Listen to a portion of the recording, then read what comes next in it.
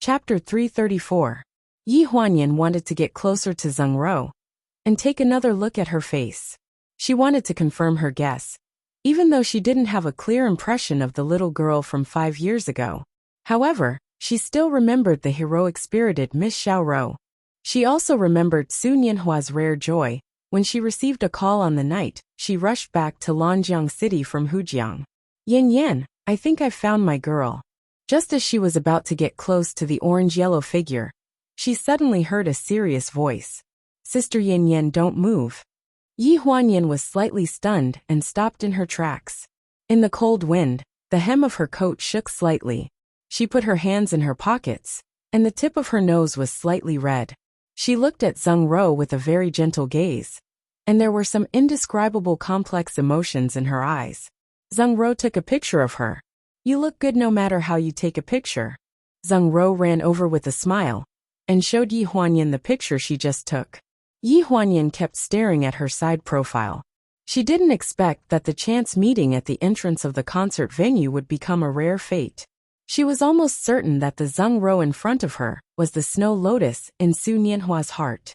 On the way back to the hotel from the glacier, Zheng Ro kept looking at the picture in her DSLR camera. Yi Huanyan asked carefully, last night, you told me that you had an argument with your husband, so you came to Iceland this time in a fit of pique. Does he know? Zheng Ro's expression darkened. He doesn't need to know.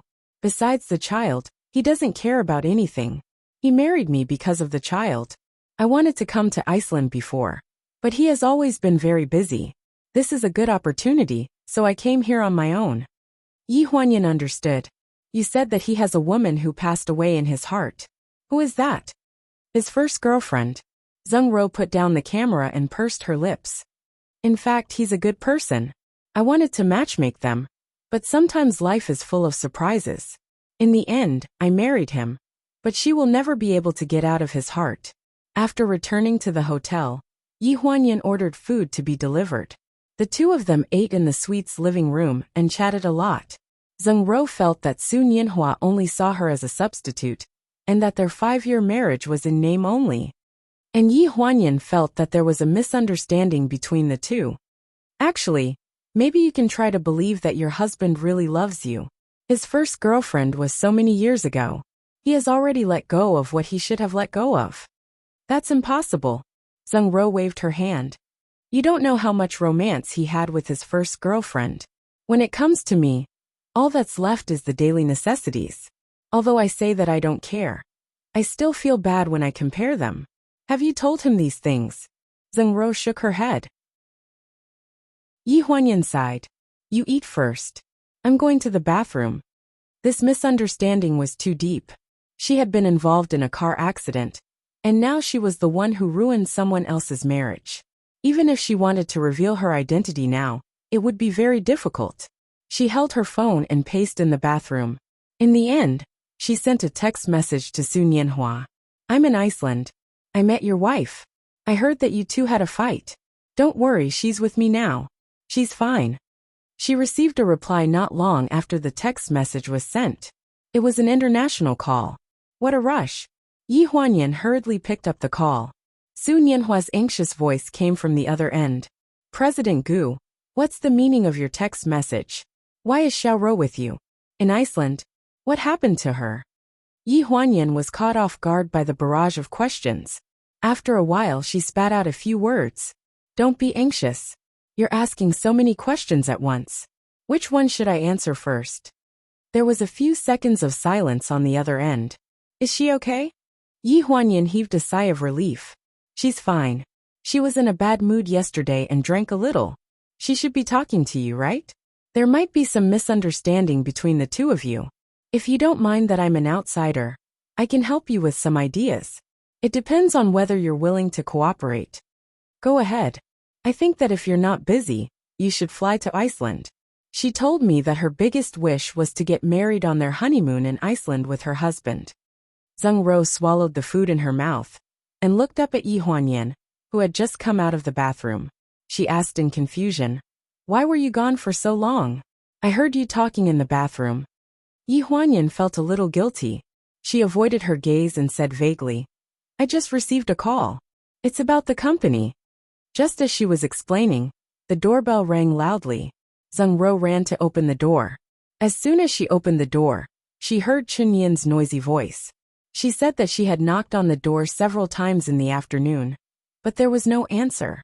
Did you guys sneak out to have fun without me? Seeing Chun Yin sitting at the dining table in a fit of pique, Yi Huanyan hurriedly picked up a fried drumstick for her. Didn't you have to prepare for the competition?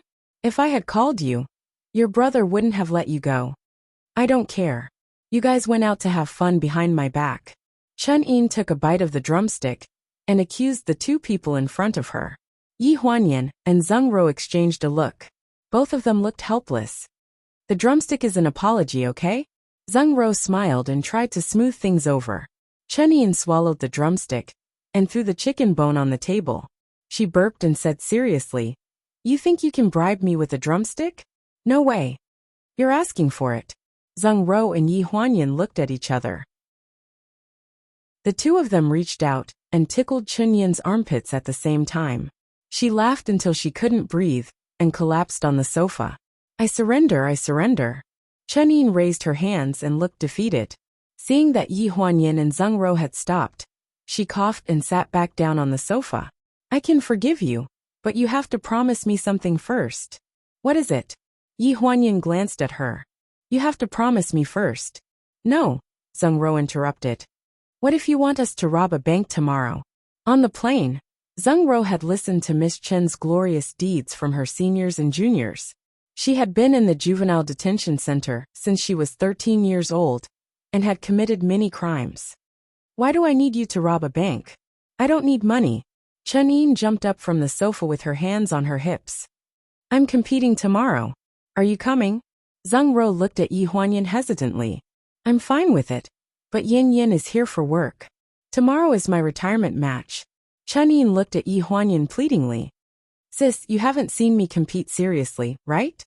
International competitions had always been a case of the new generation overtaking the old, and the old would die on the beach.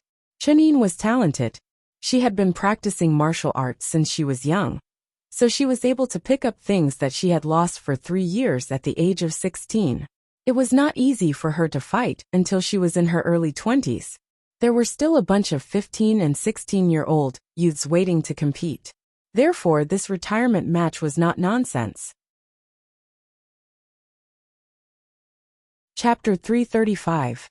Let me think about it, Yi Huanyan said playfully when she saw Chun Yin's pleading look. She wanted to tease her. Zheng Ro chimed in. Sister Yin Yin is here to discuss a deal worth 200 million. If she goes to watch your competition, she might lose 100 million. Seeing how serious Zheng Ro was, Chun Yin looked at Yi Huanyan bitterly. Really? Yi Huanyan held back her laughter and nodded. She put on a righteous look and said, For your retirement match, it's fine if we don't talk about this deal. No, it's 100 million. Chun Yin waved her hands. You should go talk about the deal. My competition can be replayed on TV in the future. Seeing that Zheng Ro was about to burst out laughing, Chun Yin's phone rang in her pocket. She jumped up from the sofa in shock. My brother is looking for me. I have to go now. Sister Xiaoro, you have to come tomorrow. Before Yi Huanyan could explain to her about the 100 million yuan, she ran out like a gust of wind. Yi Huanyan and Zheng Ro looked at each other. Isn't it bad to lie to her? Zheng Ro laughed. Why don't I chase after her and tell her clearly? She looks pretty disappointed. It's okay. She'll be surprised when she sees us tomorrow. Yi Huanyan picked up the glass of red wine and took a sip. Her eyes were full of smiles. When Yi Huanyan went to bed that night, she received a message from Sun Yinhua.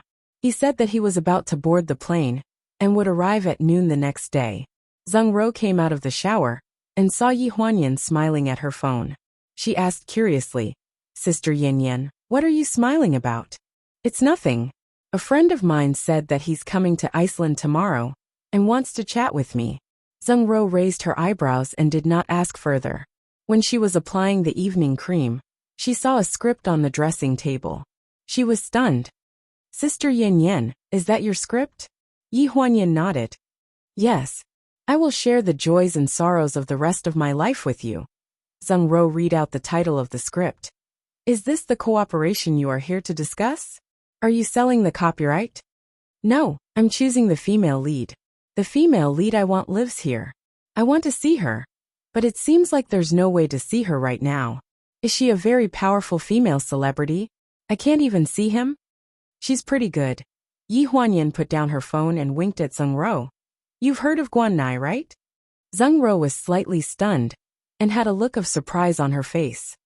You mean you want to invite Guan Nai? Sure. Yi Huanyan put up a finger to her lips and made a shushing gesture. She lowered her voice and said, "This is confidential." Zheng Ro was stunned and lowered her voice as well. Confidential? Then isn't it inappropriate for you to tell me? Hearing this, Yi Huanyan laughed out loud. Xiao Ro, why are you so cute? Su Nianhua should thank her. If she hadn't brought this girl backstage at the concert 5 years ago, he wouldn't have had the chance to meet her. It was really wrong of him to leave such a good girl at home for 5 years, and not even spend a honeymoon with her. Seeing Yi Huanyan laugh like that, Zheng Ro was confused. She just thought that she had drunk too much tonight. The next day, the martial arts competition was divided into 2 stages, morning and afternoon. The women's and men's groups started at the same time. Yi Huanyan and Zheng Ro went directly to the coach's station to watch the competition, according to the address that Chen Yin had given them. They arrived a little late, and Chen Yin had already fought 2 rounds in the ring. She was evenly matched with a female contestant from Russia. Seeing that they had arrived, the seniors and juniors who weren't competing all made way for Zheng Ro and Yi Huanyan to watch the competition. Chun-Li frowned and looked serious. He didn't seem to be distracted by anything. What's going on? Zheng Ro looked anxious. Lung Feng sat beside Yi Huanyan and explained. The first 2 rounds were tied. Little sister is at a disadvantage in this round. Little sister's endurance isn't good. Her opponent is good at protracted battles. If this drags on, she won't be able to win this competition.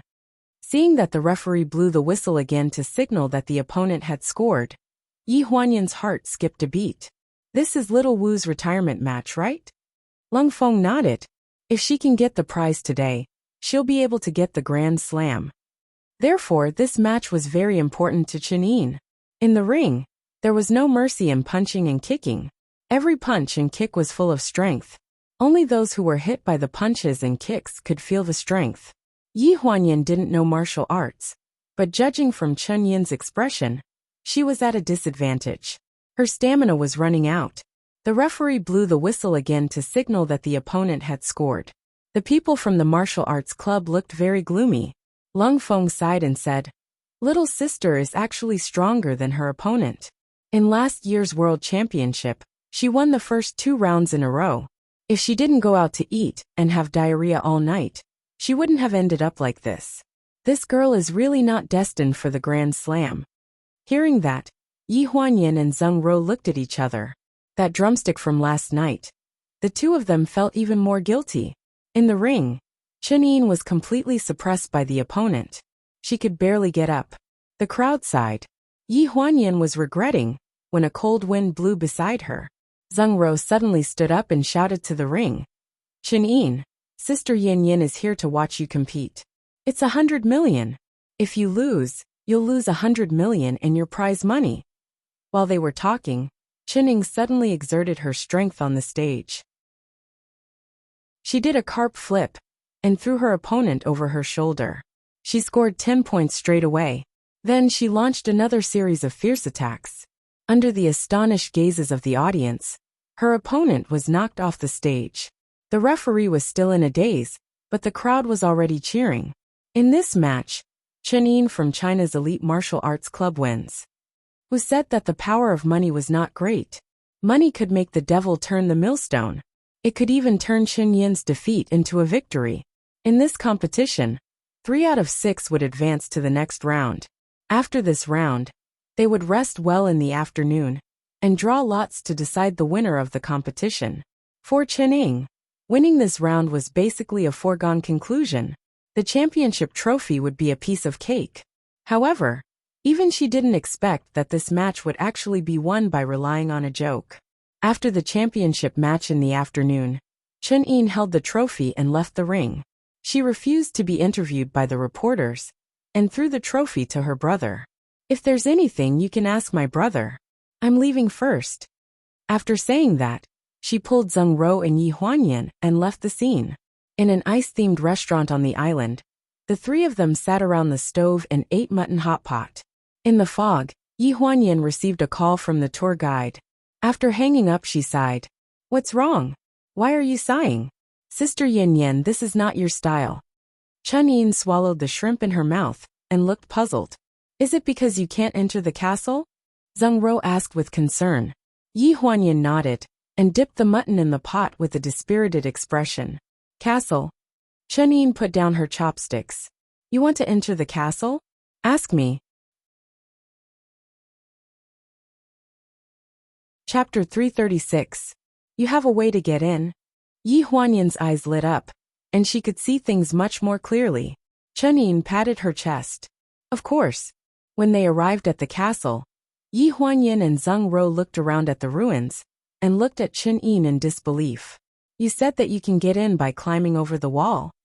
Chun Yin raised her eyebrows and said matter-of-factly, Of course. Last year, when we came here for the competition, we played for half a month. Every few days we would go there to play. Every time we came, the castle would be heavily guarded. They said that some Eastern European royal family lived there, and they wouldn't let us in. My senior brother Lung, and I couldn't accept it. Why can't we enter? I heard that this used to be a scenic spot. You can climb up, but we can't get down. Yi Huanyan's mouth stiffened, and she looked helpless. It's okay. There's a big grassland below. This castle is very warm. There's heating under the walls, and it's like spring all year round in winter. Chun Yin sat on the wall and described the scenery vividly. Yi Huanyan and Zheng Ro looked at each other. They shouldn't have trusted this girl. Hey, what are you two hesitating for? No one will find this place. No, I don't think that's good. Yi Huanyan frowned. While they were talking, a few silhouettes holding flashlights appeared from the fog in the distance. They seemed to have heard the commotion on their side, as they spoke in an incomprehensible language. In a moment of desperation, Zheng Ro snatched the bag from Yi Huanyan's hand, took out the script, and handed it to Chun Yin, who was on the wall. She said, Give this to Guan Nai. It's all up to you. Without waiting for Yi Huanyan to say anything, Chun Yin had already accepted the script. She sat on top of the wall in a daze for a few seconds. Before the patrolling guards noticed her, she jumped over the wall. Yi Huanyan's bag was rummaged through. The lipstick in the bag fell to the ground. She was scrambling to pick it up when she was caught by the patrol team. They treated her as a thief and took her to the security room. The guards didn't seem to understand English. They were mumbling in an unknown language. Zheng Ro and Yi Huanyan could only stay in the security room and wait for the guide, who understood the local language, to come over. They could not go anywhere. Originally, it was very late for lunch after the competition. Now that they had gone out for a long walk, the sky was already completely dark. Yi Huanyan was worried that something would happen to Chun Yin if she ran into the castle alone. Just as she was panicking, her phone suddenly rang. She thought it was a guide, so she picked it up without even looking. Have you arrived? The other end of the phone was silent for a few seconds. How did you know I was here?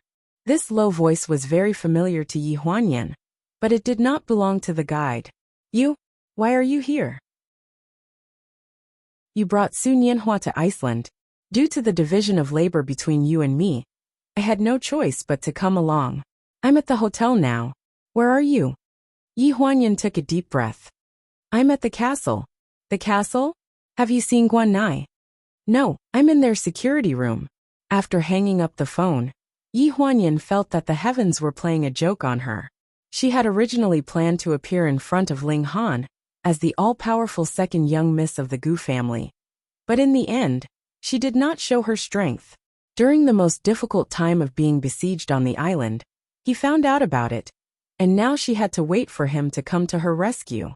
The people in the security room saw that Yi Huanyan kept calling and were getting impatient. They mumbled something to her and reached out to grab her phone. At this moment, the phone was her life. Yi Huanyan was determined not to give it to them. Just as they were tearing, a cold wind suddenly blew in. The door to the security room opened, and a white-bearded foreign old man in a suit walked in. He looked very gentlemanly and polite. After he came in, he said something to the security guard who tried to grab the phone. The security guard glanced at Yi Huanyan and returned her phone. He faced the door and gestured for Yi Huanyan and Zheng Ro to enter.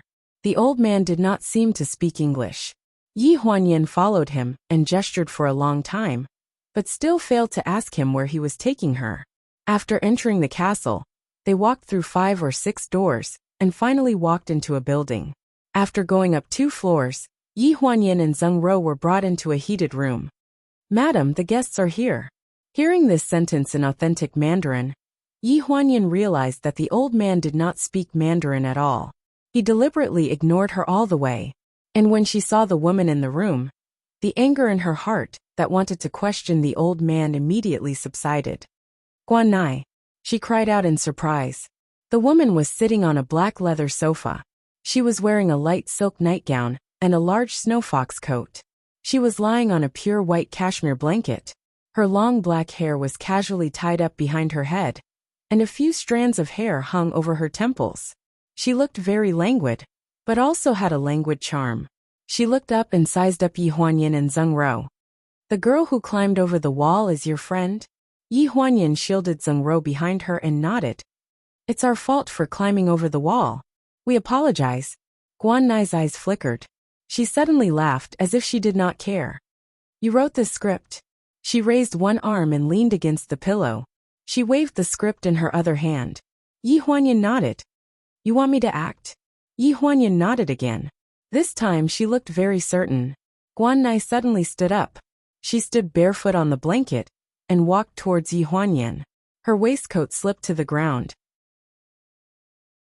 The wide lotus leaf sleeves made her look as beautiful as a fairy. "You really wrote this script yourself?" She suddenly approached. There was a mysterious orchid fragrance on her body that refreshed the mind. Yi Huanyan took a deep breath and felt uneasy for no reason. "Yes, if you think it's not good, I can change it according to your opinion." The room fell silent. Guan Nai's eyes suddenly shone with a strange light. She took one of Yi Huanyan's hands. Although her tone was cold, it gave people a feeling of enthusiasm. "Why didn't you show me such a good script earlier? Why didn't you come earlier? I was bored to death." Yi Huanyan was stunned. She was flattered by Guan Nai's intimate reaction. "You accepted it? You agreed?"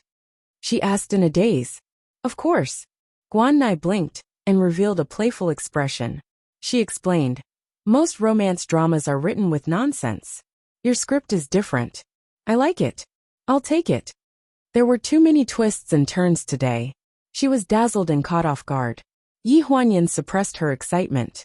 She looked around and said hesitantly, "Then can you let my friend go first?" As they were talking, the door opened from the direction of the bedroom. Chen Yin was standing at the door. Her long hair was wet. She had changed into pajamas similar to Guan Nai's. They were a little short and looked stretched. She was drying her hair with a towel. When she saw Yi Huanyan and Zheng Ro in the room, she explained helplessly, "I don't know when a small pool was built. When I jumped in, half of my body was flooded. Luckily the script wasn't wet. I didn't delay your work, did I?" Chapter 337. Don't tell me you approached someone else first, but that person didn't have the time, so you came to me? Guan Nai flipped through the script on the chaise lounge, asking Yi Huanyan a few questions about the movie every now and then. Yi Huanyan quickly waved her hand when she heard this. "I only approached you. I asked President Ling to send the script to you, but I didn't get a reply, so I came here myself." "President Ling?" Guan Nai looked up and glanced at her. "Ling Han." Yi Huanyan nodded. On the side, Zheng Ro was drinking tea. When she lowered her head and heard the 2 words Ling Han, her eyes froze. Guan Nai stared at the script thoughtfully for a while. She seemed to have thought of something, and her face suddenly fell. She closed the script and said softly, "That idiot." Yi Huanyan frowned in confusion. She didn't understand what she meant, but she was sure that the script hadn't been in her hands before she came. Guan Nai didn't seem to want to explain. She flipped open the script and discussed the details of the shoot with her. The fire in the fireplace burned brightly, and it was snowing outside the window. The entire castle looked very romantic. Zheng Ro drank her milk tea uneasily. She glanced at Yi Huanyan from time to time with a complicated look in her eyes. Among the four of them, only Chun Ying was not distracted. She wolfed down all kinds of exquisite snacks in the room, as if she had not eaten for a few days.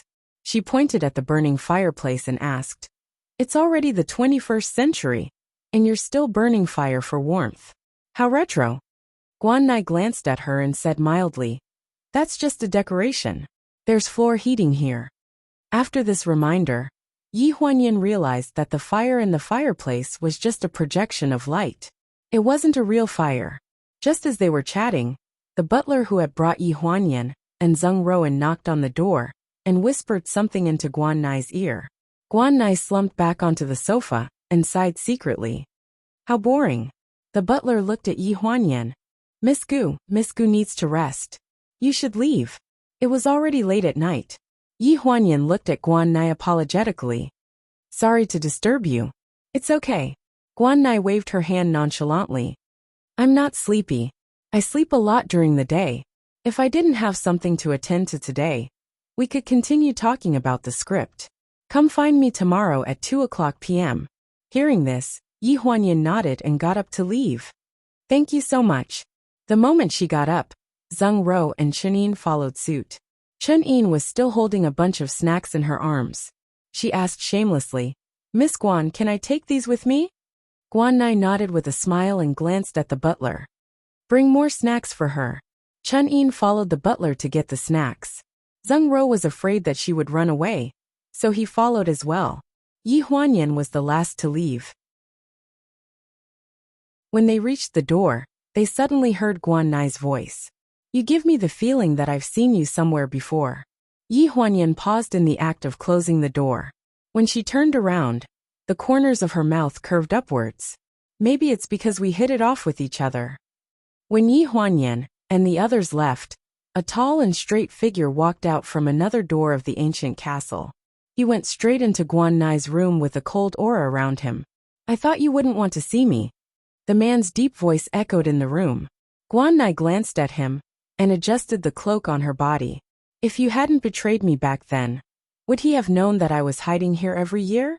It's all because of you that I'm trapped in this dark place. If I'm still willing to see you under this kind of hatred, then I'm really magnanimous." Ling Han's face stiffened slightly.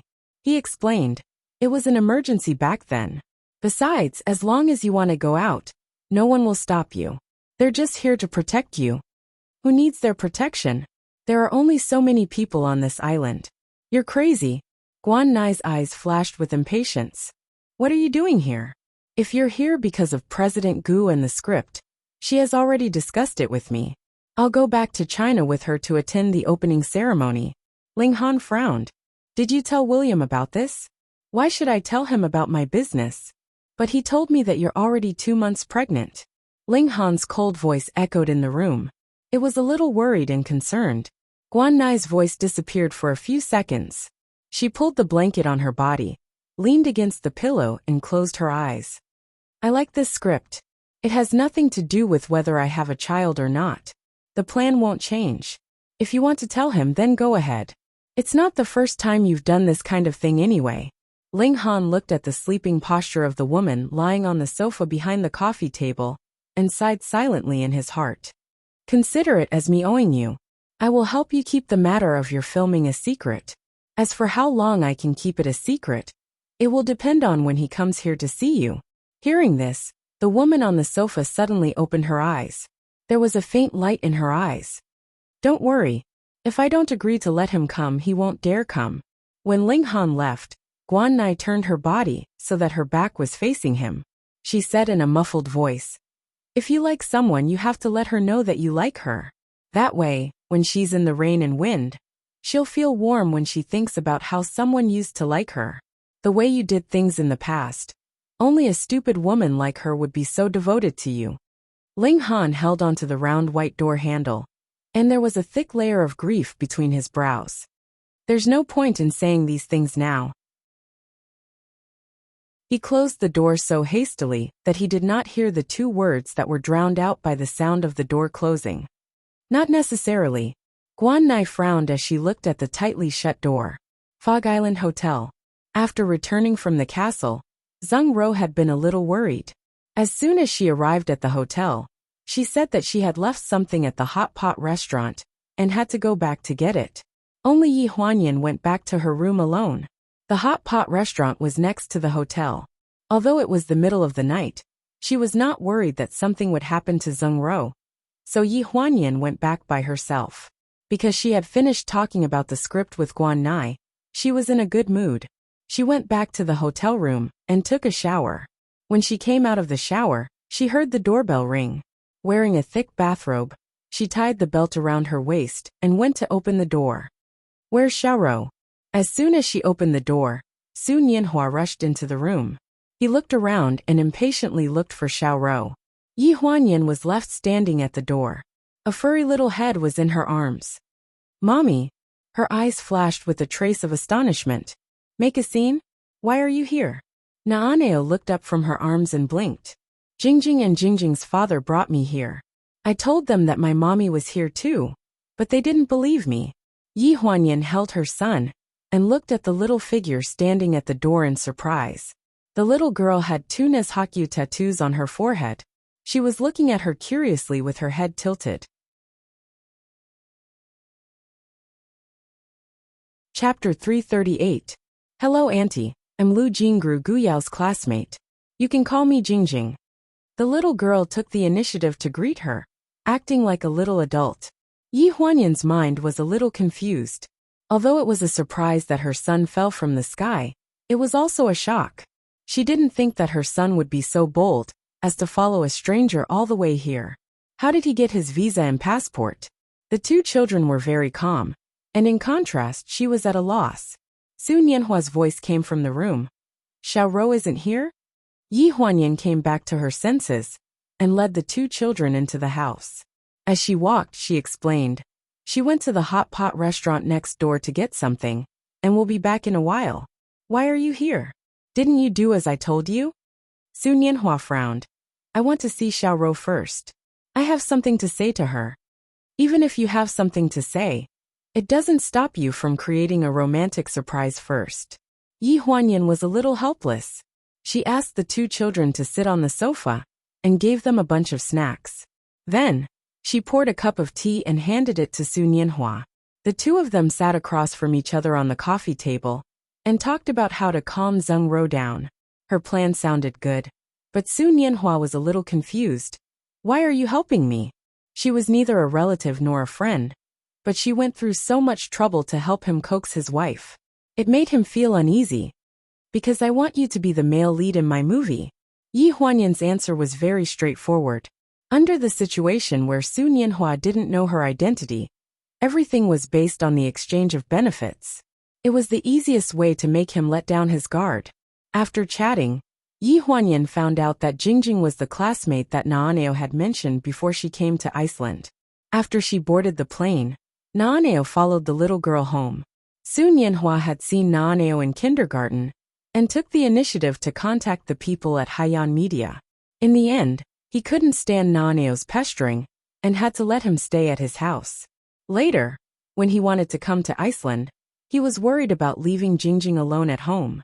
Naaneo also insisted on coming, so he brought both of them along. It was to repay Yi Huanyan for helping him take care of Zheng Ro during this time. "Gucci didn't call me either. Naaneo must have given you a lot of trouble, right?" "I told him not to call." Su Nianhua smiled. "If I tell you, I'm afraid it will affect your work here. Anyway, I don't have much to do these 2 days. It's good to spend time with the child." After talking about the child, they talked about the theme song. Su Nianhua played a sample for her. The conversation between the two of them was very familiar, without the awkwardness of strangers talking to each other. Jingjing held a piece of biscuit in her hand and looked at Yi Huanyan. She asked in a childish voice, "Auntie, are you good friends with my daddy?" Yi Huanyan and Su Nianhua were both stunned. Yi Huanyan spoke first. She gave Jingjing a gentle smile. "Auntie and your daddy didn't know each other before, but we feel very familiar with each other. So, we're kind of friends who regret not meeting sooner. Maybe we'll become good friends in the future.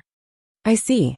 Jingjing nibbled on the biscuit with a sweet and obedient look on her face. Yi Huanyan couldn't help but pat her little head. Daughters are the best. Jingjing is so cute. Zheng Ro walked down the corridor with a bag of supper. When she reached the door, she was about to knock, but found that the door wasn't closed. The familiar laughter in the room made her freeze. Auntie, we'll be a family in the future. The daughter she loved the most, the husband she cared about the most, was laughing in front of another woman. She suddenly thought of what Remy said to her the other day. Mr. Gu from Haiyan Media takes good care of Brother Hua. It might be a little interesting, but don't think too much about it. Although the industry is messy, Brother Hua is an artist from pleasure. Even Mr. Gu from Haiyan Media has to give Mr. Ling some face. You can trust Brother Hua's character. He was just teased by the boss of Shinya Media at a dinner party, and he couldn't wait to avoid Mr. Gu. He couldn't even talk about a collaboration. She trusted her husband's character, but he should have stayed on the other side of the ocean. Now he was crossing the ocean with his child and chatting happily with other women, and he had never talked so confidently in front of her. The bag of snacks in his hand fell to the ground with a paw sound. In the room, Yi Huanyan's smile froze slightly. She vaguely heard the sound coming from the door. Instinctively, she looked in the direction of the door. Outside the crack of the door, 2 boxes of desserts fell out of a white paper bag. She quickly stood up and walked to the door. When she opened the door and saw the familiar logo on the desserts, her face fell. It's Xiaoro. Su Nianhua followed behind her. When he heard that, his face froze. What did you say? Yi Huanyan picked up the paper bag that fell on the floor and frowned. These are the desserts Guan Nai gave us when we went to the castle to look for her. Little Wu probably gave this to Xiaoro.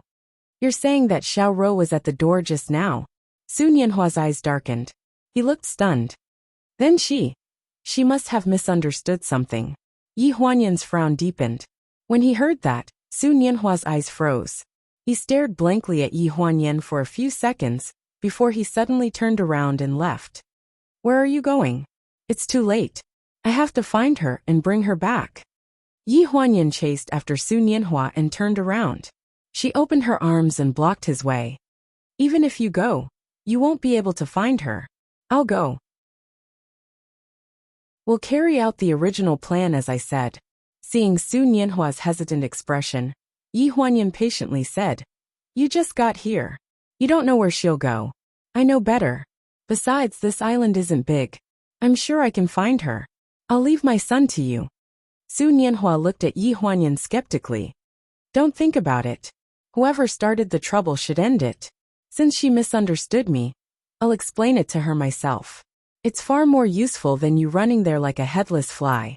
When night fell, the foggy island was covered in fog. Looking for someone at night was like looking for a needle in a haystack. Yi Huanyan asked Chen Yin to split up and search the entire island.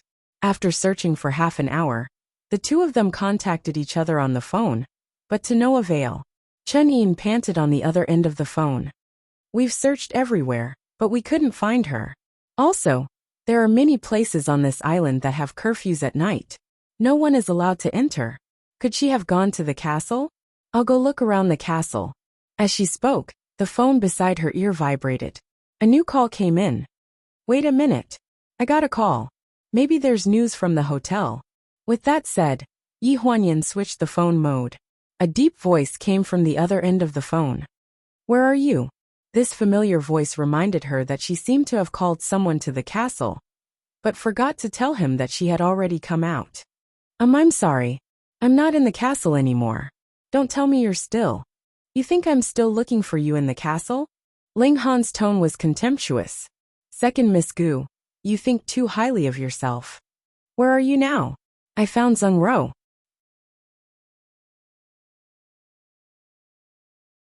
Chapter 339. Ling Han's voice had already diverted Yi Huanyan's attention to the castle, but his words refocused her attention. You found Xiaoro? Ling Han's deep voice came from the other end of the phone.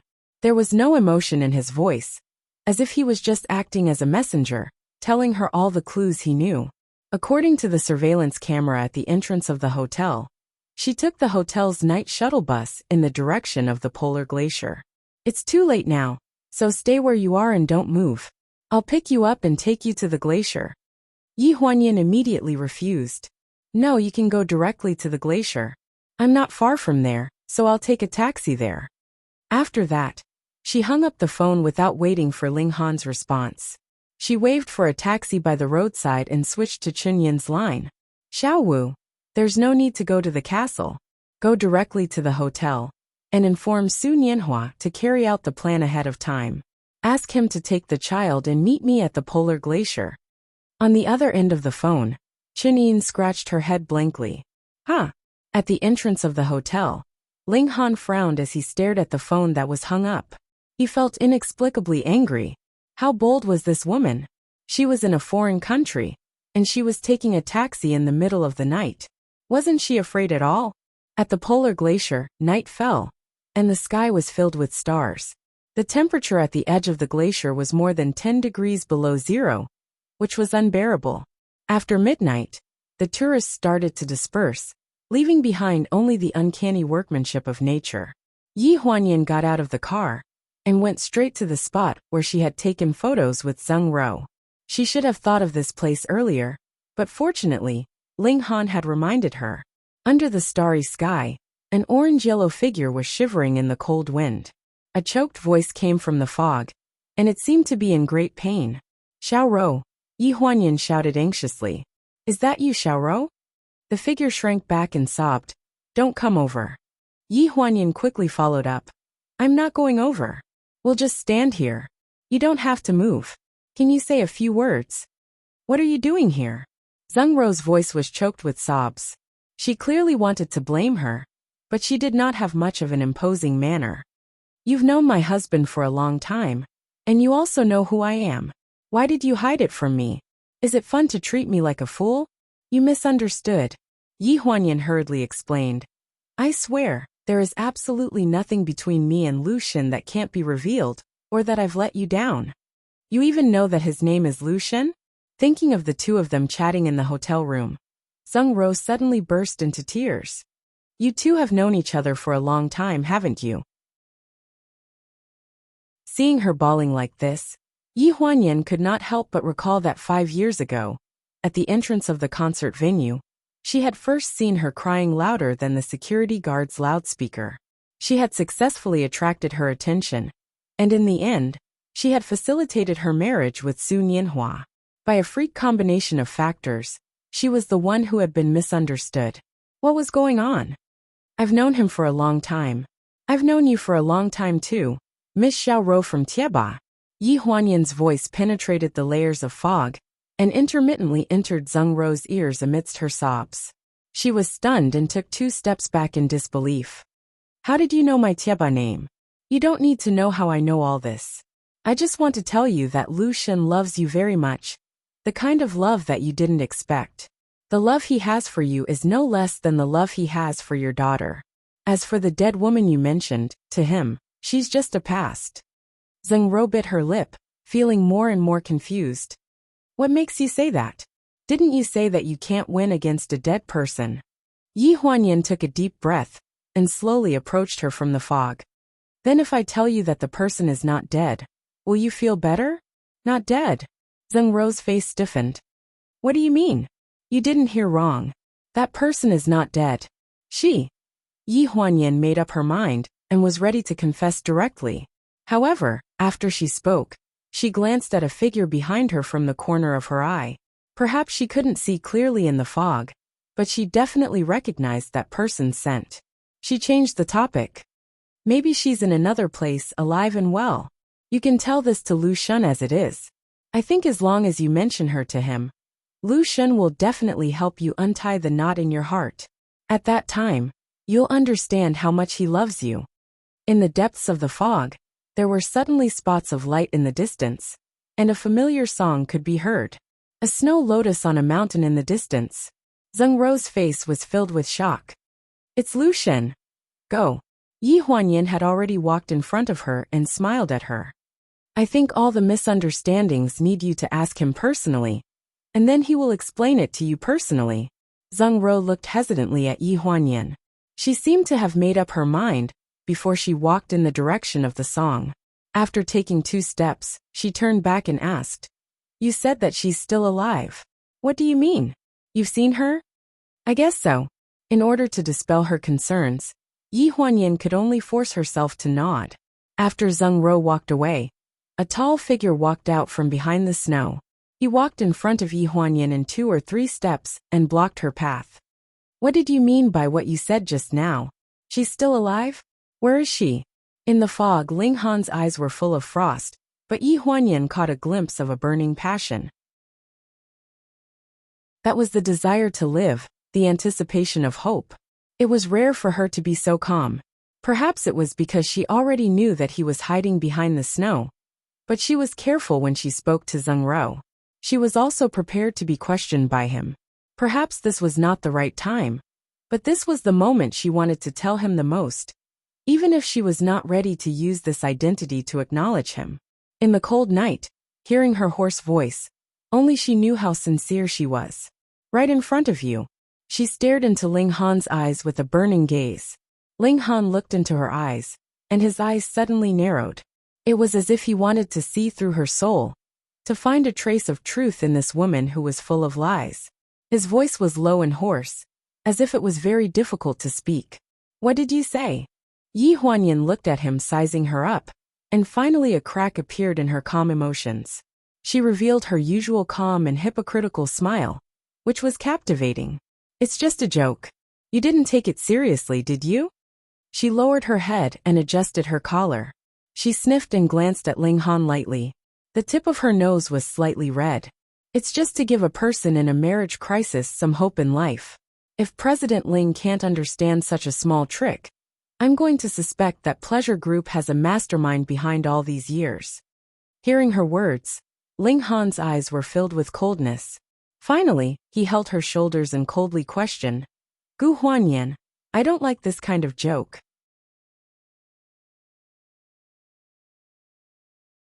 Chapter 340. I don't like it very much. Those 4 words were filled with coldness as they swept over her. Yi Huanyan struggled, but she realized that she couldn't break free from his shackles. She steeled her heart and gritted her teeth. "Isn't she just a dead person? Why are you still thinking about her? Can't you cherish the people who are alive? Let go of me. If you like her, then I'm her." As soon as she finished speaking, she saw that Ling Han's eyes were red, and the veins on his forehead were popping out. The knuckles of his hands that were holding her shoulders were turning white. That sorrowful look made Yi Huanyan's heart clench for no reason. At that moment, she really wanted to muster up the courage to confess everything. She wanted to tell him everything that had happened in the past 5 years.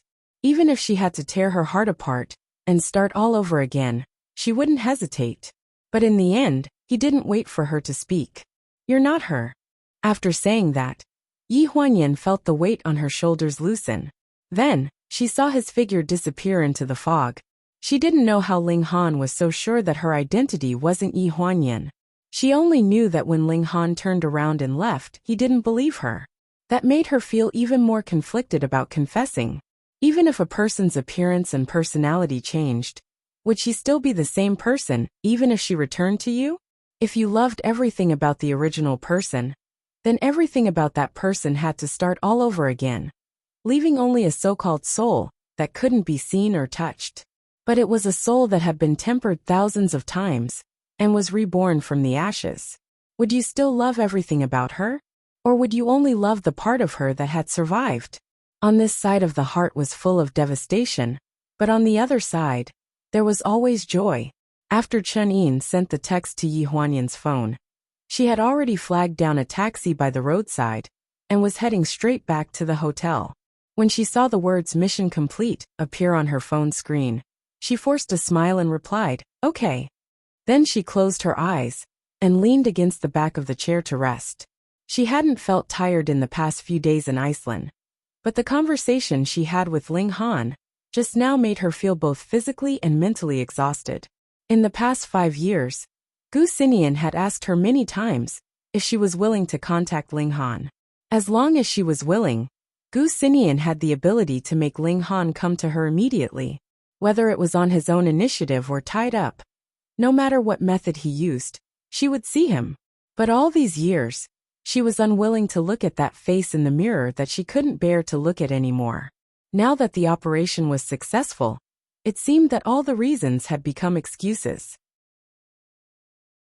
However, she suddenly realized that for the past 5 years, she had only used her face as an excellent excuse to refuse to reunite with him. He couldn't tell what he was afraid of. Perhaps when he saw something he liked, he would always have the greatest happiness and satisfaction.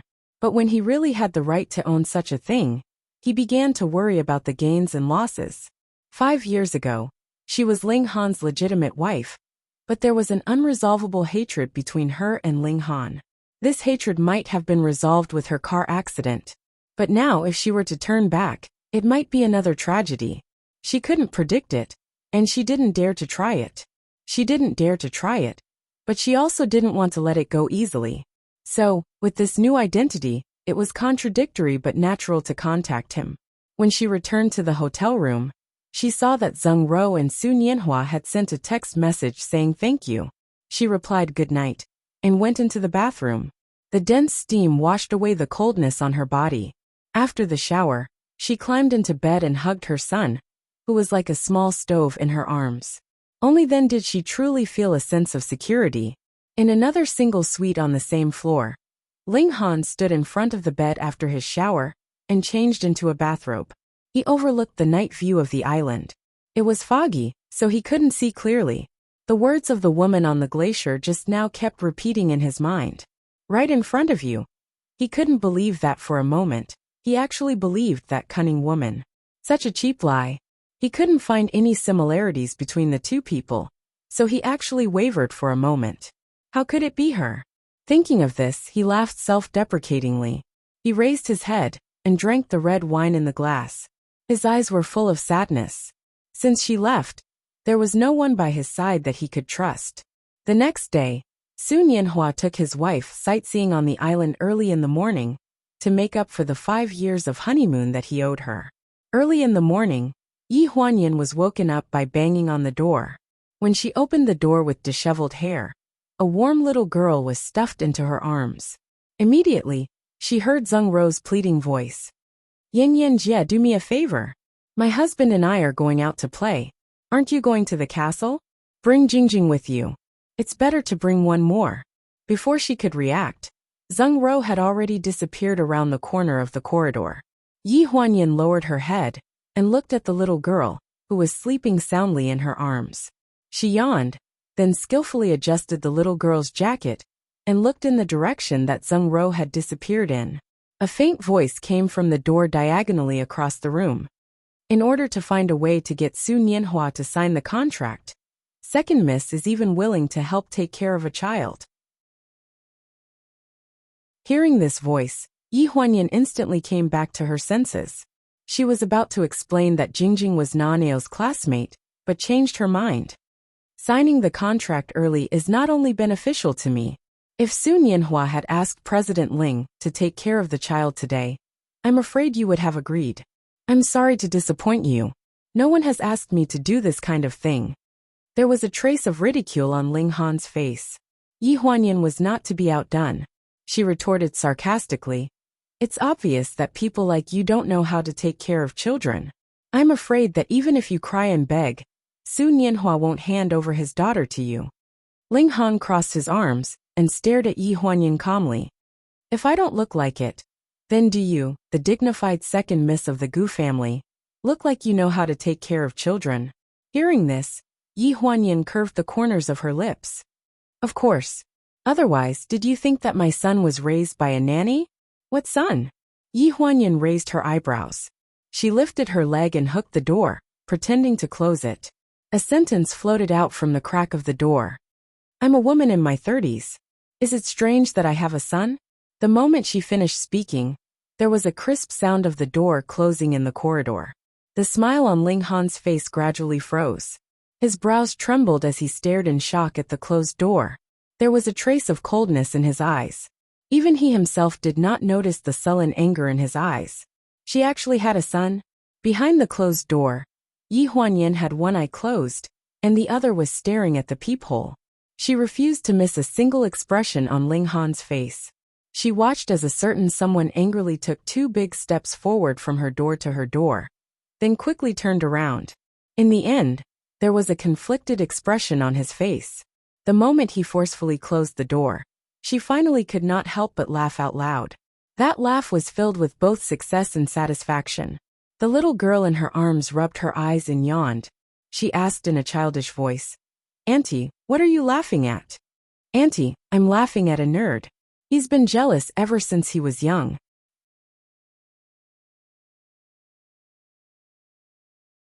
Chapter 341. When Naaneo woke up, there was a little face beside him. She was lying on the edge of the bed and blinking at him. She was holding a milk bottle in her arms and drinking milk slowly. He rubbed his eyes and sat up from the bed. "Jingjing, why are you here?" Jingjing was wearing cute pink bunny pajamas. Holding the milk bottle, she said calmly, "Mommy and Daddy left me with your mommy." Her voice was very sweet and cute. Naaneo saw her staring at him without blinking and frowned. "Why are you looking at me like that?" When he spoke, he unconsciously showed his dimples. Jingjing raised her finger and poked his face curiously. "What's this?" A soft finger with a milky fragrance poked Now Now's face. Now Now subconsciously touched her own face. "Dimples, don't you know?" Jingjing shook her head. Her eyes were full of slyness. "I'm not talking about dimples. I'm talking about, you drool when you sleep." Naaneo was stunned at first.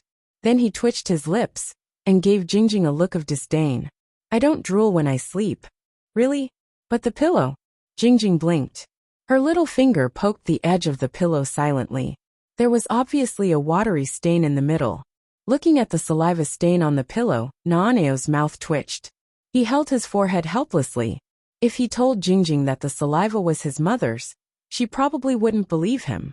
Just as he was feeling awkward, the doorbell rang and broke the awkward situation. Without thinking, Naaneo rolled out of bed and rushed to the living room barefooted. "Who is it?" He couldn't reach the peephole, so he could only shout through the door. "Room service." Naaneo glanced in the direction of the bathroom. The sound of running water indicated that his mother was washing up inside. He pondered for 2 seconds, and after making sure that no one would pretend to be room service and rob him in broad daylight, he opened the door. There was indeed room service at the door. There were all kinds of breakfast dishes on the dining car. The young man was wearing a white chef's uniform. However, other than the dining car, there was another person standing at the door, staring at Naaneo. Naaneo frowned as he stared at the man at the door. Soon, he found a trace of familiarity in his cold and threatening eyes. It was similar to the description in the information given by Gu Min. Although he already knew about his background, Naaneo still asked symbolically to avoid unnecessary trouble. "Who are you?" Ling Han frowned and stared at the little radish who was slightly taller than his knees. He asked, "You're Gu Huanyan's son? How old are you?" Naaneo's frown deepened. He stared at Ling Han and asked, 5 years old. "Do you have a problem with that?" He looked at Ling Han with a shrewdness and vigilance that people his age did not have. There was a bit of resistance that belonged to adults, and he did not hide his contempt for him. These complicated expressions were definitely not something that a 5-year-old child should have. Ling Han's expression changed slightly. This child? Was he really only 5 years old? "Naaneo, I'm hungry." A sweet and cute voice came from the room. Naaneo's eyes immediately retracted, and he returned to the innocent look of a child. He turned around and walked slowly to the table. "What do you want to eat?" "I'll get it for you." "Sandwiches." The chef who delivered the food quickly left under Ling Han's signal. Ling Han was about to enter the room when a voice suddenly came from the table. "Stand there and don't move. My mommy said not to let strangers be with her." Ling Han stood at the door with his arms crossed. He glared at Naaneo, and then pointed at the little girl beside him. "Jingjing knows me, so I'm not a stranger." Hearing this, Naaneo looked at Jingjing. The little girl, who was eating sandwiches, tilted her head and looked in the direction of the door. She tried hard to swallow the sandwich in her mouth, and then took a big sip of her milk bottle. She said seriously, "My daddy said that Uncle Ling is not a good person." Naaneo's expression became more and more complicated. He glanced at Ling Han and looked vigilant, as if he was going to call the police if he dared to come in. Yi Huanyan walked out of the bathroom. As soon as she opened the door, she smelled breakfast sandwiches. She asked as she walked, "Naaneo, did you order breakfast yourself?" Naaneo shook his head in front of the table. "I didn't order it." "Then who did?"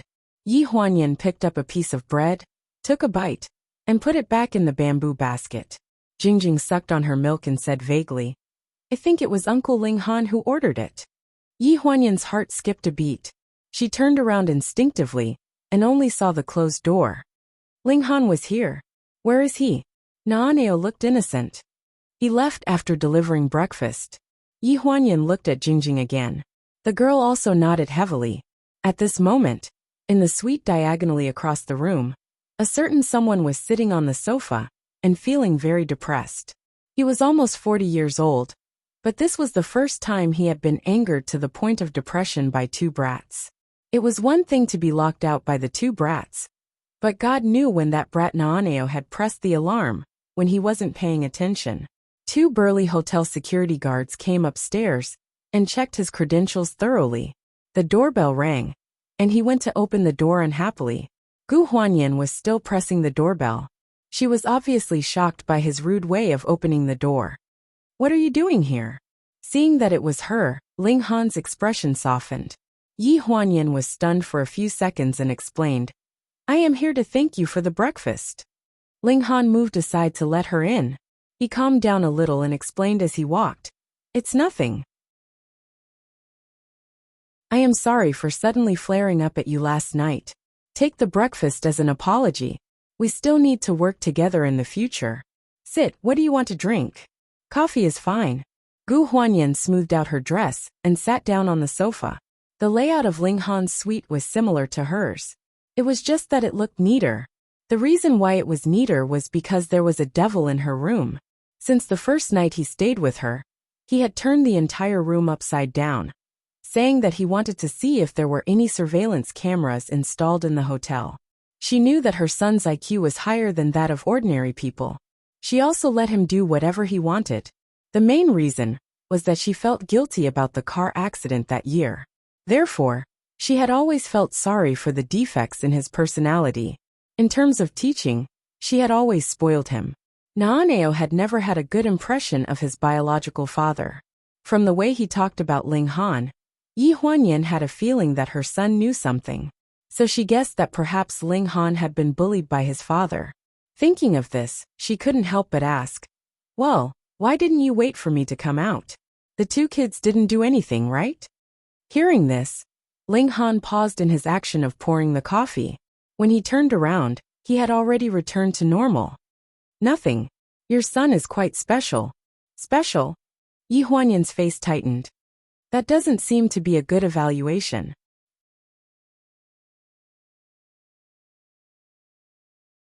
Chapter 342. Ling Han's gaze froze slightly as he handed the coffee cup to Yi Huanyan. "That's not what I meant. I just feel that your son seems to be a little different from other children. He seems to be very smart, but also a little too smart for a child his age." Yi Huanyan frowned, her heart beating like a drum. He was injured when he was young, so his personality is a little flawed. He's different from other children. You don't like him? Hearing this, Ling Han was stunned for a few seconds. Do you care if I like him or not? Any mother would care if her child is liked by others. Yi Huanyan took a sip of the coffee to hide the subtle anxiety in her eyes. In the blind spot of her line of sight, she did not notice that there was a flash of disappointment in Ling Han's eyes that even he himself did not notice. At this moment, the word others suddenly stopped in his heart and couldn't get rid of it. I don't think I've ever heard of second miss being married before. There was a hint of provocation in his words. Just like how no mother would want others to dislike their son, no woman would want others to mention her marriage history. You've never heard of it, or you haven't found anything. Yi Huanyan's expression didn't change. She gently placed the coffee cup in her right hand on the small plate on her left and right. The smile on her face made people feel that it was fake. Ling Han's gaze was a little strange. It would be a lie if he said that he hadn't investigated Gu Huanyan's background. After all, she was someone he wanted to work with, and she looked like a scheming woman. He had to be careful. But unfortunately, the Gu family seemed to have done something to Gu Huanyan's background. Although the information looked flawless, he couldn't help but gradually find flaws after getting close to Gu Huanyan. For example, the Gu Huanyan in the information was completely different from the person in front of him. Before he could respond, Yi Huanyan's voice sounded in the room again. It was a little hoarse but calm. You don't have to think about what I'm thinking, or whether the information you found is true or false. I never thought of hiding my marriage history, but my brother might not think so. After all, my brother still hopes that I can have a good home. Home? Ling Han's eyes flashed a trace of coldness. Gu Xinian wants you to get married? Why? Does Ling think that I can't get married with a child at my age? Yi Huanyan put the plate back on the coffee table. Just as she was about to sit back down, her eyes suddenly landed on Ling Han. In the next second, she bent over in front of him. At a distance that was neither too far nor too close, she raised her hand and brushed his collar to tidy it up.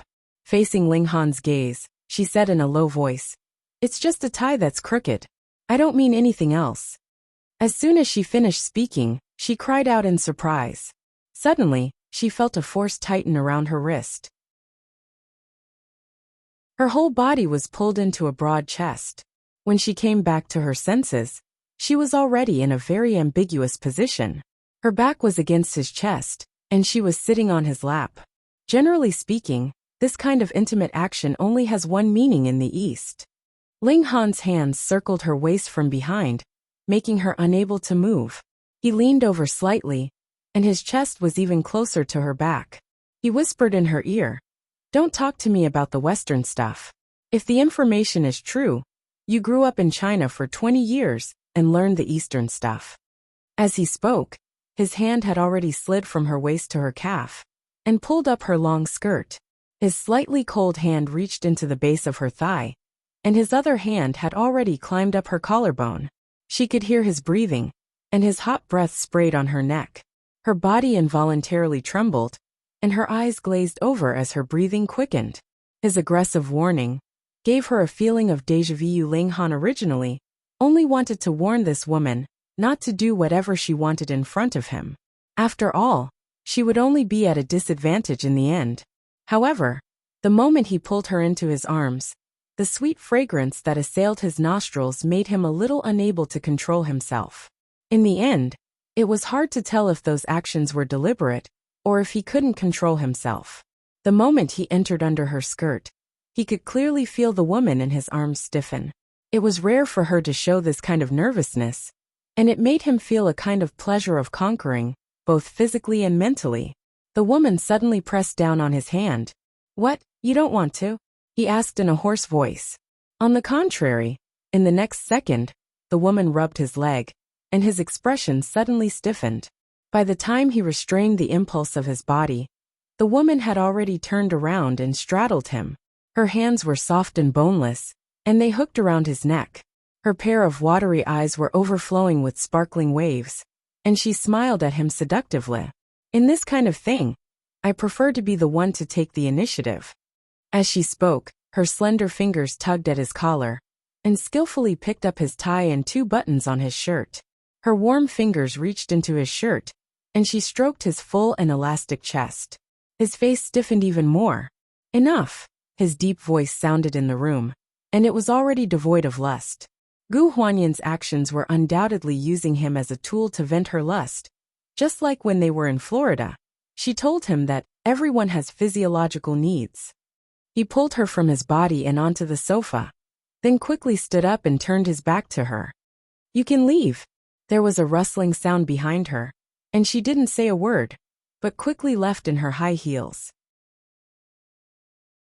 The unique sweet fragrance of her body floated in the air, and every time she was in a place, it seemed to be able to retain this smell for a long time. After a click, the whole room fell silent. The sofa sank, and he held his forehead, a faint tiredness in his eyes. He couldn't explain the emotions in his heart. He was also a person who grew up under the Western education model, so he was not secretive about such things like physiological needs. Besides, he was not an innocent young man. There was no reason to ask a woman who had sex with him after drinking with him to keep her chastity for that one-night stand. But when he saw her skillful movements and flirtatious expression, he suddenly felt uncomfortable for no reason. He couldn't help but wonder if she was so open with other men. She was just a woman he had known for a short time, and he suddenly realized that his requirements for her weren't limited to the relationship of being a bed partner. In the half-truth test just now, he was already at a disadvantage. If he was at a disadvantage before because he easily thought of the person who had left 5 years ago, then in that moment, he was at a disadvantage because of Gu Huanyan's past that he had outlined himself. She was a veteran in the field of love, and she must have had many men in the past.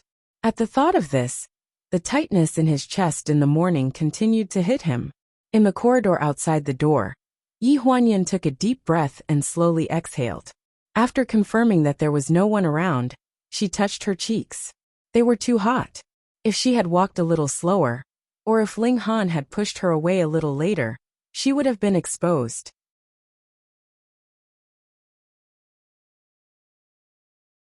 Chapter 343. In the castle on the misty island, everyone was sitting around the stove in the warm air. Guan Nai was very enthusiastic about the fact that Yi Huanyan brought 2 cute babies, which was not in line with her usual image of a cold beauty. "You already have 2 children of this age?" Yi Huanyan explained with a smile. "Jingjing is Su Nianhua's daughter, and Naaneo is my son." Guan Nai sat cross-legged on the plush carpet with her hands on her cheeks, holding the 2 children in her arms. She pinched Jingjing's cheeks and stroked Naaneo's head.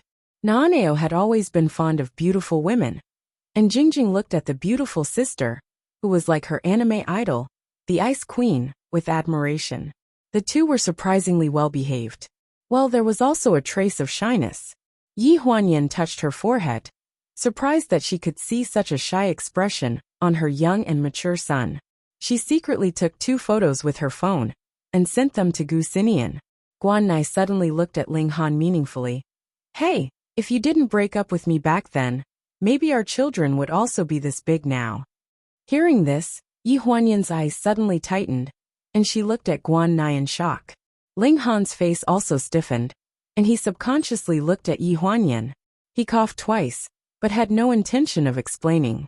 Ahem. Their eyes met like lightning and fire in the air, and the warmth in the room suddenly froze. Yi Huanyan quickly avoided Ling Han's eyes and held the newly revised script in her hand, saying in a low voice, "I think we can change this part of the script."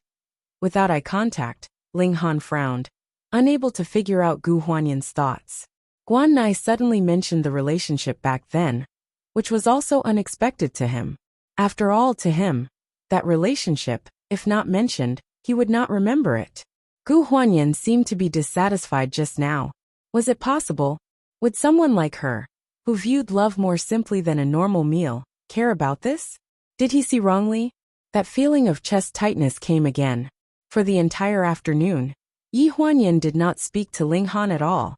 You could say that she was too busy discussing the script with Guan Nai to pay attention to him, or that she did not know what to say when there were so many people around. But it did not seem awkward when she did not speak. It wasn't until they finished talking about the script that some people smelled a hint of a Cold War. After they finished discussing the script, Yi Huanyan called her assistant to book a flight for the next afternoon. Only then did she bid farewell to Guan Nai and leave the mansion. Yi Huanyan stopped a taxi. Ling Han opened the door to the back seat. Yi Huanyan sat in the back seat, and the 2 children sat beside her. After closing the door, he directly asked the driver to lock the door and left. Ling Han was left standing in the same place, with his hands still in the air, making the action of pulling the door open. He watched in shock as the taxi disappeared from his sight.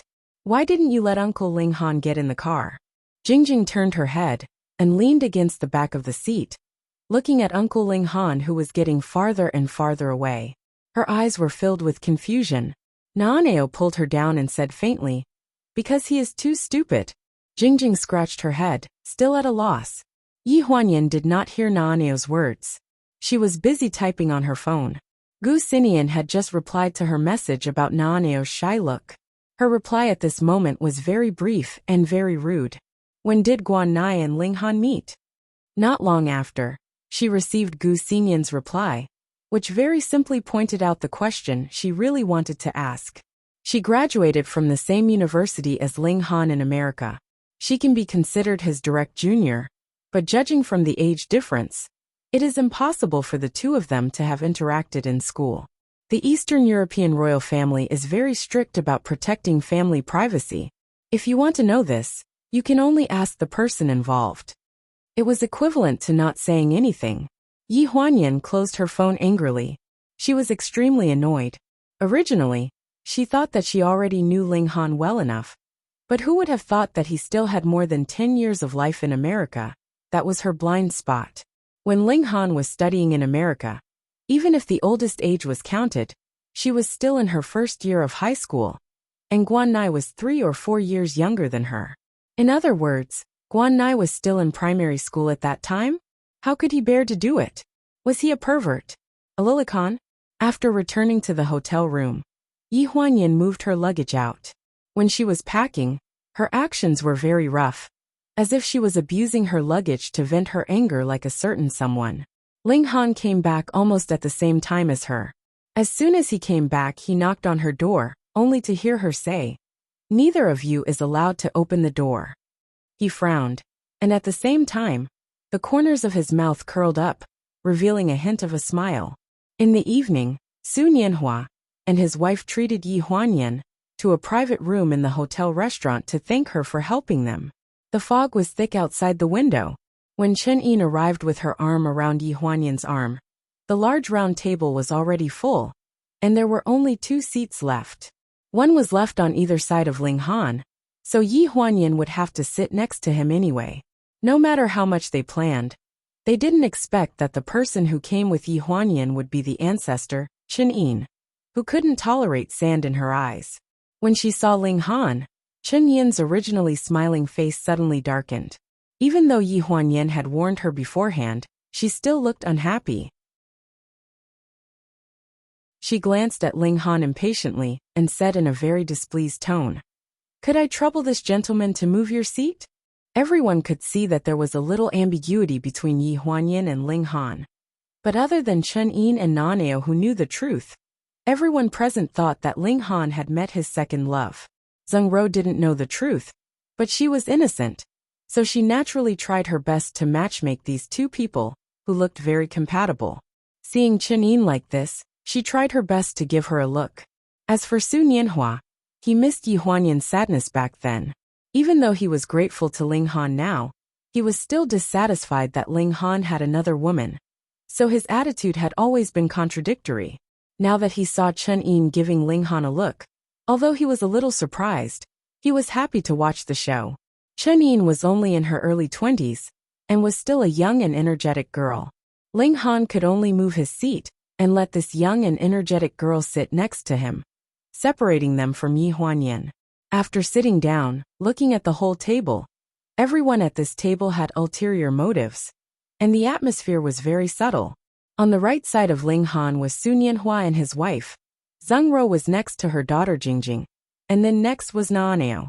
Yi Huanyan naturally sat next to Naaneo, and on the other side was Chen Yin, who acted on her own initiative to separate her from Ling Han. Zheng Ro failed to give her a look, so she stared at Chen Yin with disappointment. She was good, and she was even more enthusiastic.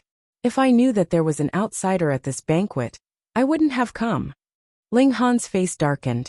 He had become an outsider. My little sister usually likes to joke. Zheng Ro raised her cup and smiled to smooth things over. Let me toast to everyone, as an apology for looking for me last night.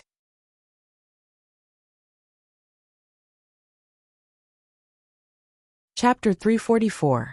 Even the two children who were drinking fruit juice followed suit, and downed a cup of fruit juice. As soon as Zheng Ro sat down, Chen Yin poured a full glass of wine and stood up. This glass of wine is for President Ling. President Ling is a noble person. As soon as he came here, everything was resolved. Sister Xiao Ro and brother-in-law got back together. Sister Yan Yin signed the contract. As their younger sister, I am also happy for them. This reason was rather far-fetched. Zheng Rou and Sun Yanhua both looked at the two parties involved. Yi Huanyan acted as if nothing had happened and continued to pick up food for the two children, as if she did not hear what she said. Ling Han glanced at Yi Huanyan expressionlessly. Then he frowned and picked up the glass of wine and downed it in one gulp. As soon as he downed the glass of wine, Chen Yin refilled it. The rule in the north is that a man should drink 3 glasses of wine when a woman offers a toast. But my family has raised me as a boy since I was young. President Ling is a noble person, so I will also drink 3 glasses of wine. In other words, Ling Han still had to drink 3 more glasses. The people at the table had never heard of this rule. Even if Zheng Rou was slow to react, she could tell that Chen Yin's attitude towards Ling Han was a little strange. She glanced at Sun Yanhua and realized that her husband was also confused. Yi Huanyan still looked indifferent. Ling Han glanced at her and refilled his glass. He said in a deep voice, "You don't have to drink anymore. Just follow the northern rules." She drank 2 glasses in a row and did not even have a chance to catch her breath. After drinking the wine, Chen Yin seemed to have something to say. Fortunately, Zheng Rou reacted quickly and interrupted before she could say anything. "The food here is not bad. Let's eat first. There's plenty of wine. There's no rush to drink." Chen Yin's hand loosened from the wine glass. Zheng Rou also heaved a sigh of relief. Before he could finish heaving a sigh of relief, he heard Chen Yin ask again, "I used to see President Ling on the news. With so many scandals, I wonder if Madam at home would mind?" The atmosphere at the table, which had finally eased up, suddenly became tense. Chen Yin looked like she was joking, but Ling Han was close enough to see the contempt in her eyes. Whether it was her undisguised contempt or her seemingly casual ridicule, it was enough to make Ling Han leave in a huff. But at this time, Ling Han's attention was not on her. From the corner of his eye, he caught a glimpse of something behind her shoulder. When Chen Yin was asking the question, Yi Huanyan clearly paused in her action of getting food for Naaneo. Using other people's mouths to test his relationship history? He sneered in his heart. The second daughter of the Gu family was really good at manipulating people. She had only known a little girl for a few days, but she was already obedient to her. "President Ling looks like you're in your 30s. Don't tell me you haven't been married?" "Xiao Yin." Zheng Rou looked like she wanted to smooth things over, but Sun Yanhua tugged at her, and she swallowed the second half of her sentence. Sun Yanhua stared at Ling Han indifferently. 5 years seemed to be long enough for everything to change with the passage of time. However, back then, he had only wanted to ask for Yi Huanyan, and had never received any reply from Ling Han. To Sun Yanhua, these answers might not be important. In his opinion, they were also not important to Yi Huanyan now. After all, a dead person was like a lamp going out, and there was nothing left. He watched coldly from the sidelines only because he smelled Ling Han's strange feelings for this Miss Gu. If the two of them could be together in the future, he, as an outsider, would naturally have nothing to say. But in his heart, he felt unsatisfied for Yi Huanyan. He was also very curious how Ling Han would mention his colorful love history in front of this Miss Gu. Sheng Enren and the others might be playful, but when it came to his first wife, what kind of attitude would he have? Drinking and talking about love are usually topics between men. Miss Chen is so young, but there are too many things that you're curious about. Ling Han's gaze followed Yi Huanyan's side profile closely, trying to find something from her face. Chen Yin's crisp voice rang in his ears. "I grew up with my senior and junior brothers, so I've heard a lot. I'm used to it. If it's not convenient for President Ling to say it, just take it that I'm presumptuous. I can punish myself with a drink. No need." Ling Han pursed his lips, and his eyes flashed. He withdrew his gaze from Yi Huanyan and said indifferently, "There's nothing to hide. The gossip in the newspaper is the topic of the company's artists. My wife passed away 5 years ago. I also want to know if she would mind if she was still alive." When he said wife passed away, he glanced at Sun Yanhua intentionally or unintentionally. So President Ling is a person who keeps his nose clean? Chen Yin's rhetorical question was filled with undisguised contempt. There was a hint of ridicule at the corner of her mouth, and it seemed like there was a hidden meaning in her words. It made people sweat. Ling Han's gaze deepened as he sized up Chinyin. Even if she was trying to get information for Gu Huanyan, there was no need to have such a hostile attitude. He vaguely felt that this Chinyin was not normal. Who doesn't have a few exes? Xiaowu, you're not very sensible to ruin everyone's mood like this. A slightly hoarse female voice quietly broke the delicate atmosphere. Yi Huanyan held her wine glass and smiled sweetly. Xiaowu is not sensible. After all, she's a little girl. It's normal for her to be interested in gossip. I'll toast everyone on her behalf as an apology for ruining the atmosphere. Seeing that Yi Huanyan had taken the initiative to break the ice, Zheng Ro, who had long broken out in cold sweat, finally let out a long sigh of relief. She pulled Su Nianhua, who was beside her, to stand up and happily drank with her. She smiled and said, President Ling won't be angry with Xiaoyin. She's just a child. Before she put down her wine glass, Yi Huanyan filled it up again. The corners of her lips curled up, and she smiled charmingly. I'll also toast President Ling alone. If he hadn't told me in time that Xiao Ro went to the glacier last night, I wouldn't have been able to find Xiao Ro so quickly. Mr. Su also wouldn't have signed the contract for my script on account of my sincerity. So President Ling has helped me. This toast is to President Ling. Yi Huanyan's words had a clear boundary between what she was saying and what she was saying. Her words were very polite and distant, which made people feel uncomfortable. Ling Han looked at her deeply. A trace of anger surfaced in his eyes. In a fit of pique, he imitated his tone and replied, President Gu, you're too kind. Then he picked up his wine glass and downed it in one gulp. Zheng Ro looked at the two of them and frowned as she picked up her wine glass. Then I should drink with you. After all, you were looking for me. Su Nianhua could not stop her in time. He watched helplessly as his wife downed her wine glass. After 3 rounds of wine, the delicate atmosphere was mixed into the tipsy state, and the scene became livelier.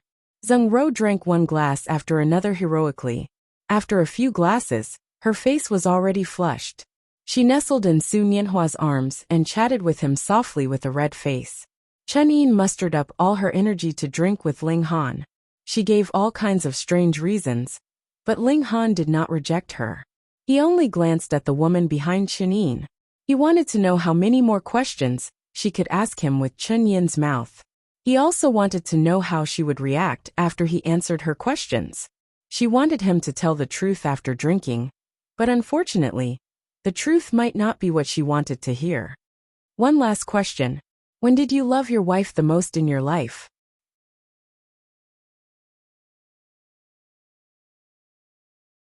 Chapter 345. Blurg. Zheng Ro lay on the chair and vomited until the sky turned dark. Su Nianhua looked distressed and scolded softly. Why did you drink so much when you can't drink? She retorted while vomiting. I'm happy today. Okay. You're happy. Yi Huanyan glanced at the 2 children who were playing games on the sofa and yawning. She got up and walked to Zheng Ro, patted her back, and asked Su Nianhua, I'll accompany you to send Xiao Ro and the children back to rest. Su Nianhua frowned and looked at the 2 heroes, who were still drinking. Where are they? I'll come down later. I'll have to trouble you to take care of Naaneo for me tonight. Su Nianhua nodded. That's not a problem. Yi Huanyan accompanied Su Nianhua to send the drunk Zheng Ro and the 2 children back to their room. At that time, Chenyin was already drunk. Yi Huanyan did not hear Ling Han's answer to the last question. When they returned, Chenyin was nowhere to be seen. Only one person was left in the messy room. Ling Han still had a calm look on his face as he played with the wine glass in his hand. He didn't look drunk at all. After 5 years, his alcohol tolerance had indeed improved. Where's Xiaowu? Yi Huanyan asked. She suddenly thought that Ling Han might not know who Xiaowu was, so she explained, She's Chenyin. Ling Han lowered his head and said, Her brother took her away. Yi Huanyan nodded and looked at him. She hesitated and said, You don't look drunk. Do you need me to send you back to your room? Ling Han looked up and his eyes were hazy. We haven't had a drink yet. Yi Huanyan took a deep breath and picked up the thick coat hanging beside him. You're drunk. I'll send you back to your room. He could still pretend to be so calm when he was drunk. It seemed that his alcohol tolerance had not improved, but his acting skills had. You still have questions to ask, right? I'm right here. You can continue asking. Yi Huanyan's hand, which was about to help him up, stopped in the air. She frowned and said, Do you think I asked Xiaowu to ask you those questions? Don't tell me that wasn't what you wanted to ask. Ling Han interrupted her and put down the wine glass. He slowly stood up and faced Yi Huanyan, then grabbed her wrist. She fell back into the chair and held onto the corner of the table in panic. Her face was full of shock. She felt the pressure on her shoulder. Before she could say anything, a strong alcoholic kiss landed on her lips and tongue. After a long kiss, he held her face and put some distance between them. His gaze was distant. A little girl who just met me for the first time asked me so many personal questions. Every word and sentence was about my feelings. Guess if she has ulterior motives, or if the person behind her has other plans for me. This kiss messed up her rationality and made it difficult for her to open her mouth. Ling Han completely misunderstood her, but she didn't know how to explain. Her burning gaze gradually turned cold, and she stared at him blankly. Have you never tried to trust anyone in your life? Hearing this, Ling Han's hand that was holding her face stiffened. Didn't you ask me to ask myself? Fine. I'll ask you the question from before. When did you love your wife the most? Day by day at this very moment. Is that so? Yi Huanyan stared at him coldly. You love her that much? It sounds very touching, but when she was alive, did you ever trust her? He stared blankly at Yi Huanyan, his eyes filled with pain.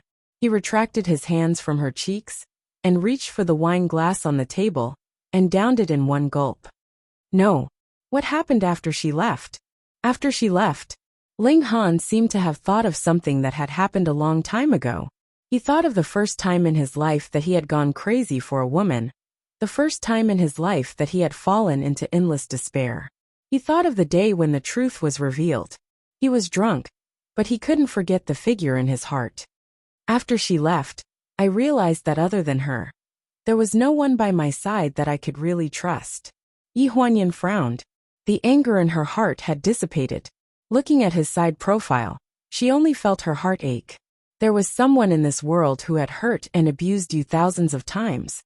But as long as he looked at you with a sorrowful gaze, you would be deeply trapped and unable to extricate yourself.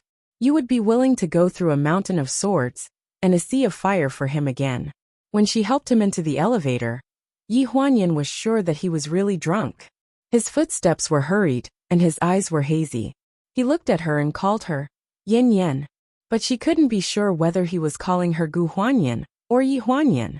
It wasn't easy to get him back to the room. She squeezed out a hot towel to wipe his face, but she was pulled to his chest and flipped under him. His slender fingers unbuttoned her coat skillfully. His cold hands directly reached under her sweater.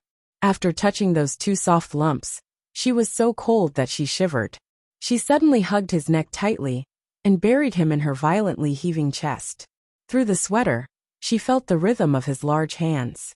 His desire grew stronger under the influence of alcohol. He couldn't wait to get rid of all the restraints. The long dress slipped from the bedside. The shiny belt and black lace underwear wrapped together and fell on the carpet.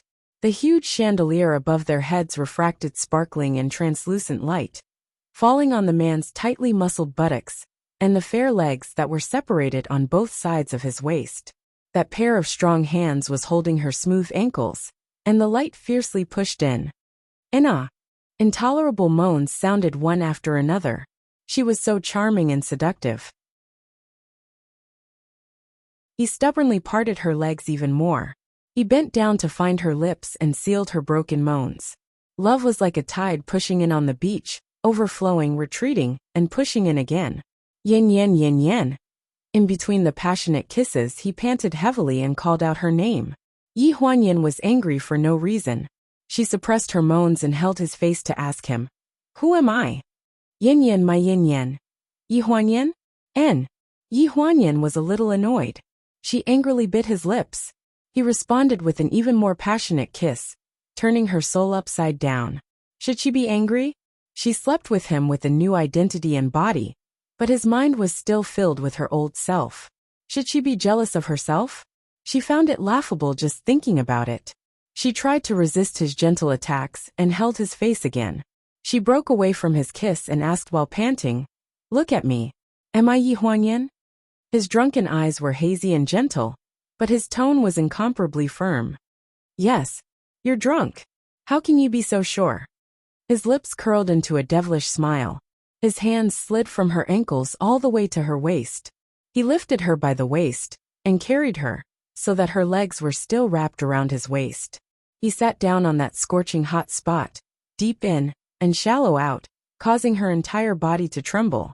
Her breathing became more rapid, but she was still not satisfied. "Because no one knows your body better than I do."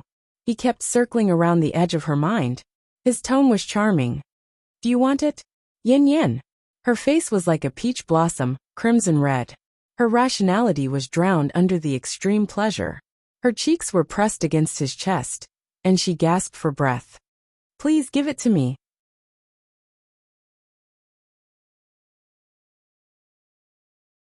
Chapter 346. When he woke up the next day, Ling Han opened his eyes and saw a sea of white. The person in his arms slowly woke up and looked at him with sleepy eyes. He frowned and asked awkwardly, "Did we do it again last night?" "Nothing happened between us." Yi Huanyan yawned and blinked at him. "Do you believe me?" "No." His body told him honestly what had happened last night. This was already the third time. He couldn't control himself with this woman. Because of alcohol, he was sober when he was on the boat. For the first time in his life, his mind was in a mess. Yi Huanyan pulled the blanket and sat up. When she got up, she pulled away more than half of the blanket, which made Ling Han's face stiffen. He pulled the bedsheet and covered his private parts. Yi Huanyan glanced at a certain spot from the corner of her eyes. She took a deep breath and coughed. "Judging from the frequency of our lovemaking, I think we get along quite well. Do you think we can change our relationship?"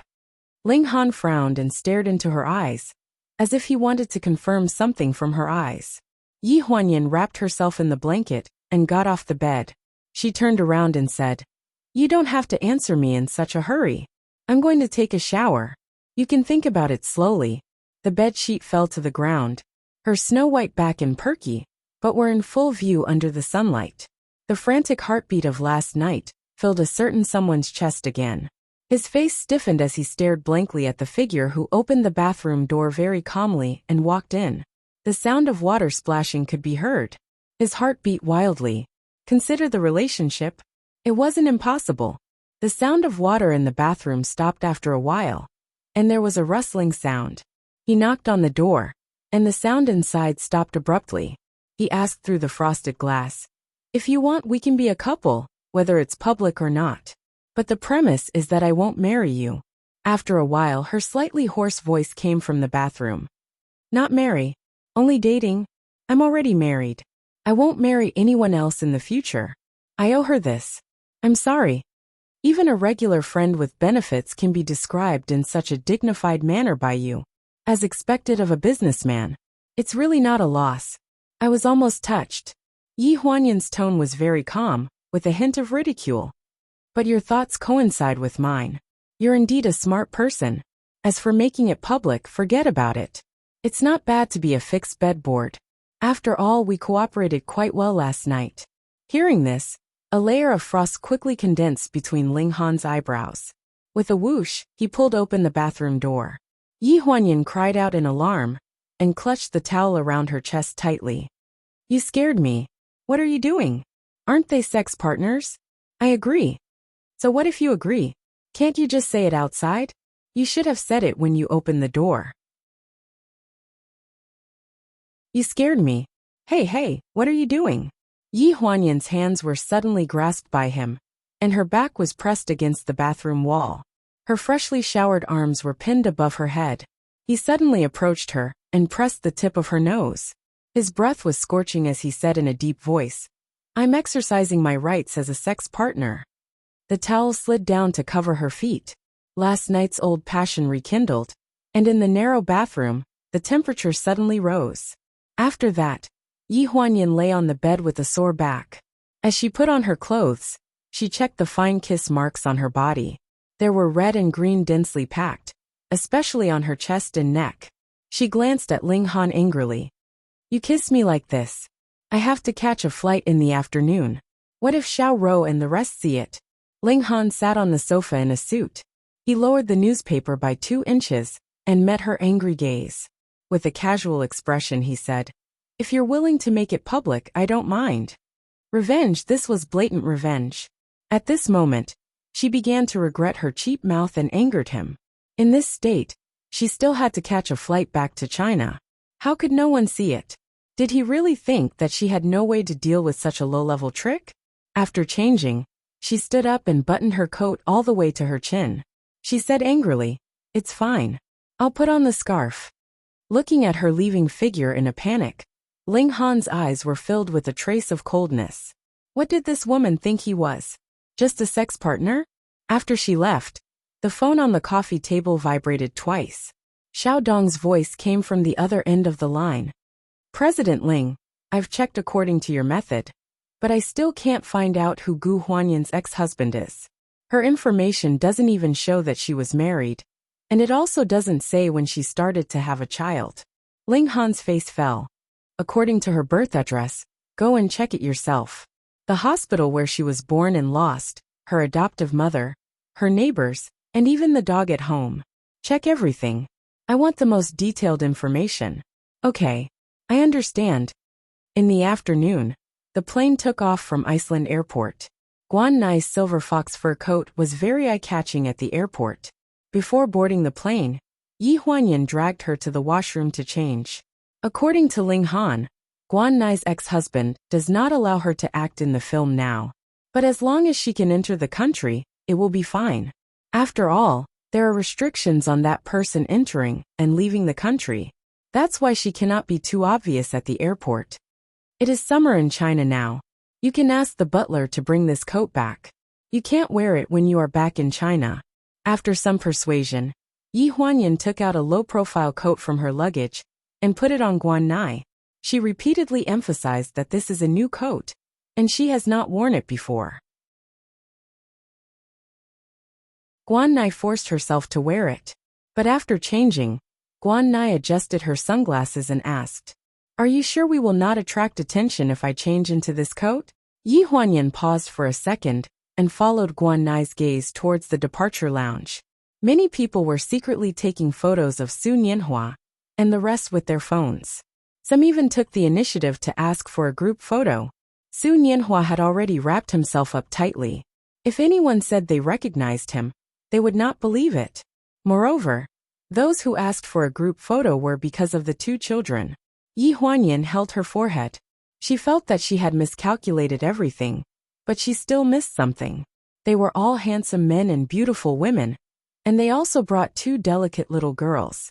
Undoubtedly, they were a distinct scenery. She couldn't keep a low profile even if she wanted to. What should we do? Don't tell me we will be stopped by your ex-husband before we even get on the plane?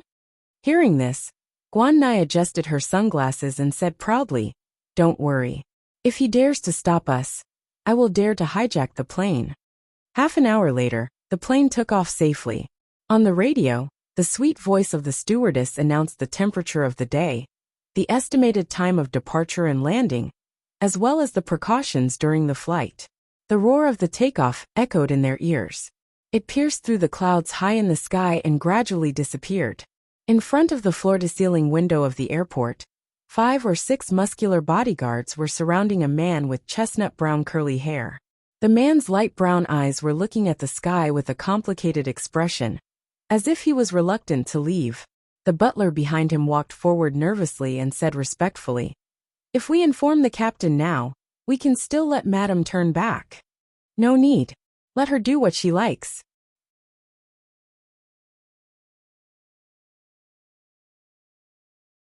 Chapter 347. Lanjiang City International Airport. When Yi Huanyan and the others got off the plane, it was already 2 in the morning. They had always done a good job of keeping secrets, but for safety reasons, they still took the security passage. After coming out of the airport, the extended white Bentley stopped in front of them. 4 men in suits stood in 2 rows and bowed in Guan Nai's direction. Madam, Sir said that you can film, but we have to protect you on your trip. What about my friends? Guan Nai seemed to have expected this. She glanced at the four big men through her sunglasses. Sir said that except for Mr. Ling, everyone can get in the car and leave together. Hearing this, the group of people had different expressions. Zheng Rou and Su Nianhua were the least willing to get involved in this. They carried their daughter who was already asleep and waved their hands. They hurriedly left the scene and said, "No need, our car is here. We'll leave first." Yi Huanyan had heard about the love story between Guan Nai and Ling Han in the castle, so she understood the fear of Guan Nai's family. After glancing at the SUV behind them, she looked at Ling Han mockingly. "I don't need it either. My car is here too." Gu Qi took the sleeping Naaneo from Yi Huanyan and looked at Guan Nai and Ling Han respectfully. Then, he led Yi Huanyan into the car. Only Ling Han was left standing beside Guan Nai. He didn't know whether to leave or stay. Guan Nai took off her sunglasses and got into the car impatiently. She nagged as she walked. "Are you done yet? You're really haunting me. I need a car like yours. You're so stingy." After taking 2 steps, she looked back at Ling Han. "Why are you standing there? He's joking with you. Get in the car." Someone behind her smiled meaningfully. "No need, I have a car." Yi Huanyan had just gotten into the car and buckled her son into the child's seat when she heard the sound of glass being knocked on. She turned around and saw Ling Han's face outside the car window. He was less than 20 centimeters away and looked at her with a half-smile. The car window rolled down slowly. "Even if you can't get in Guan Nai's car, Pleasure won't have anyone to pick up the boss when she comes back, right? What if I say no?" He placed his hand on the top of the car window and shrouded Yi Huanyan in his shadow, imperceptibly giving off a kind of oppressive force. "Then you can take a taxi." Yi Huanyan's gaze looked past his waist and landed on the long queue. Calm. Before boarding the plane, she was still passionate in bed. Now, there was suddenly a woman as cold as ice and capricious as ice. In any case, he had seen all kinds of women before, and most of them were angry for the same reason. Thinking of what happened with Guan Nai just now, he curled his lips and revealed a smile. "Could it be that you're jealous because of what happened between me and Guan Nai in the past?" This smile was very annoying to Yi Huanyan. She raised her eyebrows. "Why don't you explain? If I'm satisfied, I'll help you." Ling Han looked calm. "Didn't you say that we're just sex partners? Do we need to care so much about sex partners? Even sex partners have times when they're curious. Why? Is it hard to talk about?" Yi Huanyan looked at Gu Qi Drive. "Wait a minute." Ling Han's eyes deepened. This woman was serious. Ling Han's face darkened, and he coughed dryly. "When I was studying in America, I went back to my high school to give a speech and met Guan Nai. She was in junior high and obsessed with shoujo manga. She pestered me and made me date her for a month. It was just child's play. That's it. That's it." Ling Han looked embarrassed as he glanced at the driver's seat. "What happened when you broke up? Who suggested it?" "Of course it was," Ling Han frowned. "That's not important. Open the door." Yi Huanyan looked down and took out 2 100 renminbi notes from her wallet. She handed them out of the car window and smiled. "When I said I would help you, I meant to help you pay the taxi fare." In the end, the CEO of Pleasure, Ling Han, stood at the taxi waiting area of Lanjiang City International Airport with a livid face with the 200 renminbi that his new sex partner had given him. "Gu Huanyan, you despicable woman." One afternoon a week later, at the opening ceremony of Remaining Life, the news of Guan Nai's return to China had been leaked by a lot of gossip reporters. However, most of the netizens were just following the crowd and didn't believe it. As a result, when Guan Nai appeared at the opening ceremony, all the reporters were dumbfounded. The invitation card didn't mention the male and female leads at all. Guan Nai and Su Nianhua appeared together on the stage of the opening ceremony, which became the climax of the opening ceremony. All the major media outlets reported at the same time. The number of reposts instantly exceeded 10,000, and in the blink of an eye, it exceeded 1 million. After half an hour, Weibo's server crashed several times. This effect was within Yi Huanyan's expectations. What she wanted was to launch the first round of publicity. When the shooting started, the publicity would be reduced, so as not to cause the audience's expectations to be too high and their imaginations to be too unrealistic. In addition, there were also guest performances by Shung Inran, the two best actresses of pleasure on the same stage, the debut film of a domestic A-list celebrity, and so on. There was also the costume team of Zhuangyu Group and the styling team of Fengshang magazine. There were so many famous celebrities that it could be said to be the lineup of the century. The host spoke with confidence on the stage, while Yi Huanyan sat below the stage. Across the noisy crowd, she looked at her friend who she hadn't seen in 5 years. Now she was the chief editor of Fengshang. She was wearing a gorgeous black gauze dress, with short hair, and a single long string of crystal earrings by her ears. Her makeup was exquisite, and she looked at the stage with a cold expression. She clapped when she should and smiled when she should. All the expressions on her face seemed to have been rehearsed in advance. Looking at her for a long time made one's heart ache. When the opening ceremony was about to end, Ji Xiaoya stood up and walked towards the entrance of the venue. She was on the phone with her head down and tidied up her dress. A person dressed as an assistant suddenly walked up to her and respectfully handed a card to her. She frowned and opened the card in confusion. Her fingers that were holding the phone by her ear suddenly trembled. At Guanmei Hotel, the new female devil of the fashion industry, the chief editor of Fengshang, Ji Xiaoya, was wearing a unique black gauze dress in the BV show field. She hurriedly lifted the hem of her dress and hurried down the corridor. When she turned the corner, the priceless dress suddenly caught on the door frame and pulled a big hole. She didn't even frown. She dropped the hem of her dress and quickened her pace. She clenched the card in her hand. The second she saw the content of the card, she didn't even change her clothes. She directly asked the driver to drive to the address on the card. The familiar handwriting and tone on the card meant that there couldn't be another person in this world. Outside the green bamboo room, the waiter nodded respectfully at Ji Xiaoya. He opened the door of the room and invited her in. Ji Xiaoya stood at the door of the room in a daze. She looked at the person in front of her in a daze.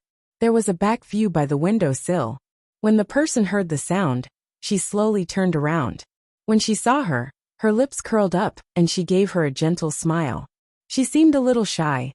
She raised her hand and stroked the strands of hair by her ear.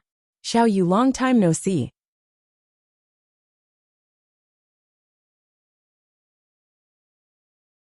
Chapter 348. It had been 5 years since they last met. Her appearance and voice had changed. She looked like a completely different person. She was still the person who had taken photos of her several times and negotiated a contract with her once. At this moment, she was standing in front of the window sill. Under the light, her eyes were curved as she sincerely and nervously called her Xiao Yu. Over the years, very few people had called her that. She had missed the days when she was the only one with her back then. As time passed, and she had more and more friends around her, she realized that what she missed was the way she was when she was with her back then. Yan Yan, the person in her arms, suddenly burst into tears. Yi Huanyan opened her arms and hung in the air for a few seconds. Finally, she landed on her back and gently patted her twice. "Just because of Xiao Yu, you believed that I was Yi Huanyan? Why didn't you listen to my explanation?" She cried even harder. "You're already in your 30s. Why are you still like this? Don't fashion demonesses like you value your makeup more than your life? To hell with the fashion demoness." The person in her arms raised her head with a choked sob and pinched her arm hard. It was so painful that Yi Huanyan burst into tears. She hurriedly shook off her hand. "It hurts so much. What are you doing? I want to see if I'm dreaming." Ji Xiaoya blinked and looked at her. Her eyeliner was all smudged and her eyes were crying like a panda. Yi Huanyan hugged her arm that was hurting from her pinch. "You could have just pinched yourself. If you pinch me, I'm the one who's hurting. How can I be sure that you're not dreaming?" "It's not a dream." Ji Xiaoya sniffled and gradually calmed down from her agitated emotions. "I know you're not dead." Back then, although Gu Xinian left the country in a hurry, she found a copy of the hospital's rescue report in the documents left behind by Gu Xinian. She kept this copy to this day. For the next 5 years, Gu Xinian avoided her. She couldn't find any news about Yi Huanyan, but she knew that as long as Gu Xinian was around, he would definitely keep Yi Huanyan alive. As long as Yi Huanyan was still alive, she would definitely contact him again. Thinking of this, Ji Xiaoya's expression changed. She tried to put on a strong front and said, "Where have you been all these years? It's been 5 years, and you haven't even called me or sent me a text message. It's as if you've vanished from the face of the earth. I thought you had died because we couldn't save you. Have you ever considered me your best friend, Yi Huanyan?" Yi Huanyan waved her hand. "It's my fault. I was just thinking about my brother and you. I don't know why." Gu Xinian broke Ji Xiaoya's heart and hid from her for 5 years. Moreover, she had been acting like a nobody for the past 5 years. If she were to contact Ji Xiaoya like this, she was afraid that she wouldn't be able to hide it from Ling Han. But she couldn't tell the truth in front of her, right? When it came to these complaints, Ji Xiaoya started scolding her incessantly. Yi Huanyan couldn't refute a single word, and could only lower her head and accept the scolding. "Mommy, when will you and Auntie finish talking? I'm hungry." A boy's voice interrupted Ji Xiaoya's scolding and interrupted her anger. Looking up, she saw a little boy sitting in the corner of the private room. He wasn't even as tall as the table. He was holding a tablet in his hands and looking at them with a melancholy expression. "This is my son," Yi Huanyan explained awkwardly. "Naaneo. His real name is Gu Yao." Ji Xiaoya looked at Yi Huanyan, then looked at Naaneo. Suddenly she screamed and pounced over. "Oh my God, Yi Huanyan, where did you get such good luck? Your son is so cute." Naaneo was in Ji Xiaoya's arms, and she looked at him carefully. "Why do you look like you got a new toy?" Yi Huanyan pursed her lips. "The child is still young. You're going to spoil him." What analogy! This is a living person. How can I bear to spoil my godson? At this moment, Ji Xiaoya was in a very good mood. She pinched Naaneo's little face and said, "Come home with Godma to play for 2 days, okay?" Naaneo glanced at his mommy with a questioning look. Without waiting for Yi Huanyan to speak, Ji Xiaoya interrupted. "Your mommy's opinion doesn't count. Just listen to me. Godma has a lot of fun things at home. You can have whatever you want." Yi Huanyan's expression froze. "Hey, you've been playing with them for 5 years. What's wrong with lending them to me for 2 days? She still said that she didn't treat them as toys?" Naaneo covered his little face and explained seriously, "I'm not asking for my mommy's opinion. What I want to say is that if my mommy leaves me, I'm very worried that her life will be a mess. Some people can fool her with just a few words." Ji Xiaoya looked at Yi Huanyan meaningfully and said in a mocking tone, "Some people? You mean Ling Han, right? People in the industry are saying that President Ling of Pleasure Entertainment has a special relationship with President Gu of Haiyan Media." Yi Huanyan felt her face burning. Who was the one who spread the news? The two of them had only appeared in public a few times. Neither of them admitted to anything, and they didn't live together. Ahem, children are spouting nonsense. You believe them? Only children speak the truth. Isn't that right, Naaneo? Naaneo had always thought that his IQ and age were equal to adults. However, his mommy and the elders at home all treated him like a child. This made him sigh with regret that he was born at the wrong time. Now that he met Ji Xiaoya, he really regretted that he hadn't met her earlier. He looked at Ji Xiaoya seriously and nodded seriously. "Yes." Seeing her best friend and son high-fiving in front of her with a sympathetic look, Yi Huanyan suddenly felt like her son had grown up and said faintly, "Did the two of you find each other soulmates?" One was an old and childish child, while the other was a mature young man who pretended to be deep in thought. They got together. "For the sake of my adopted son, I will forgive you for not contacting me in the past 5 years. In addition, this meal is on you."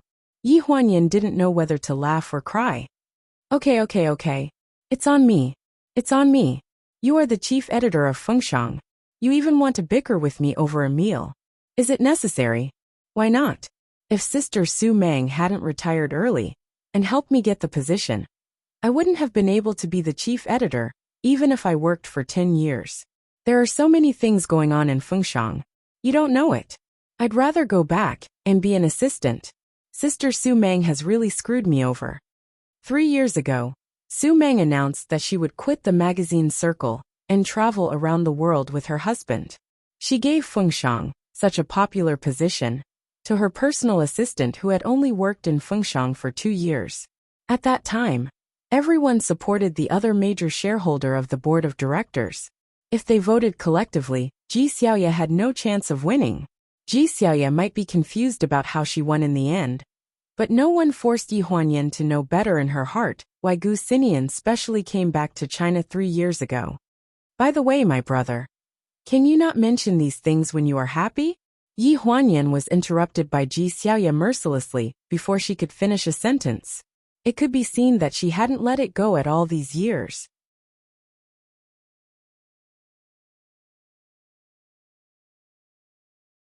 Chapter 349. Naaneo was brought home by Ji Xiaoye.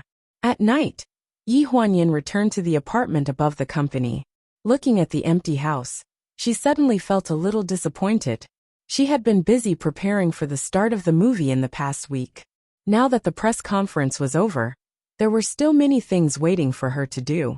From tomorrow onwards, she still had to stay at the filming location to follow up on the progress of the movie. When one was busy, they could forget many things, but it was only temporarily. For the past week, except for public appearances, Ling Han had not contacted her again. She flipped through her phone. Apart from the phone bills and text messages, there were all kinds of business partners. She did not see what she was looking for. In a villa in the eastern suburbs by the lake, Ling Han opened a bottle of wine and stood in front of the French windows, looking at the lake in the distance. The moonlight shone on the lake, making it sparkling. 5 years ago, he moved away from his original place and sealed up everything about Yi Huanyan. He treated it as a pack of memories and buried it deep in his heart. He thought that as time passed, he would bury it deeper and deeper. His memory of Yi Huanyan would gradually become blurred, and the pain in his heart would gradually lessen. But he did not expect that he would build a lonely grave in his heart. In the middle of the night, he would always go to pay his respects alone, regardless of the date. Gu Huanyan's appearance made him feel conflicted and filled with emptiness. It made him think that everything was in the past, and that he could start over again. But when she was not around, he missed a dead person even more. He flipped through his phone. There were no messages or calls. This woman was really good at playing hard to get. Just as he was in a daze, the phone screen lit up. It was a call from Secretary Dong. President Ling, I will return to the company tomorrow. There is some progress in the matter you asked me to investigate. I will tell you the details in person. The written information has been sent to your email. Take a look. Have you found Gu Huanyan's previous information? Yes, it is very clear, but what? Just tell me. You will know after you read the information. Placing the wine glass on the coffee table, he leaned over and opened the laptop beside him. He clicked on the latest email in his mailbox and looked at the contents. His face gradually darkened. The next day, filming for Remaining Life officially started at the Lanjiang University town. Sun Yanhua's acting was guided by a professional, and Yi Huanyan was the producer and executive director. Although she was called the executive director, she was actually just assisting from the sidelines. The assistant director was a veteran of romance films in the industry to control the overall situation. This was Sun Yanhua's first time acting. Although his acting skills were lacking, his attitude was very serious. Coupled with his talent in this area, and Guan Nai patiently giving him pointers, the filming was quite satisfactory. After the 2 scenes in the morning were over, Yi Huanyan made some changes to the script after watching the replays with the senior. Then she went into the temporary studio to eat and work. Just as he stuffed the food into his pocket, his phone on the table vibrated twice. He received a text message. I brought you lunch. There are too many people around. I'll wait for you at the university parking lot. You know the car. Her eyes lit up, and she quickly closed her lunchbox and strolled out of the studio. On the way, she met Sun Yanhua and hurriedly said hello, then ran away without saying anything. Sun Yanhua was left standing in the same spot. frowning as he watched the figure run away. He was a little absent-minded. That smile was too familiar, as if he had seen it somewhere before. Yi Huanyan was not in the mood to think about anything else. It's been a week. Isn't he the one who bowed down first? When she reached the parking lot, she immediately found the black BMW parked behind the camphor tree. She tidied her hair, walked up leisurely, and knocked on the window. After she got in the car, a steaming lunch box was stuffed into her hands. It contained 2 meat dishes and 2 vegetable dishes. There was also a thermos on the table between them with fish soup in it. Thank you. She smiled sincerely and picked up her chopsticks to eat slowly. Ling Han frowned as he looked at her. The way she ate gave him a strong sense of familiarity. She did not like to eat shredded carrots, but she placed them neatly on the side, as if she had obsessive-compulsive disorder. Someone had done something like this before. Who exactly are you? Ling Han's voice was a little low, and it sounded very abrupt in the car. He had asked this question many times, and Yi Huanyan's ears were getting calluses from hearing it. She did not even raise her head as she vaguely said, I'm whoever you want me to be. I'm tired of hearing you ask so many questions. I sent someone to check your information. What did you find? Yi Huanyan lowered her head and was absent-minded. You grew up in China for 20 years and lived in a remote village. Your adoptive parents were very good to you. They also had a son, which means you have an unrelated brother and a sister-in-law.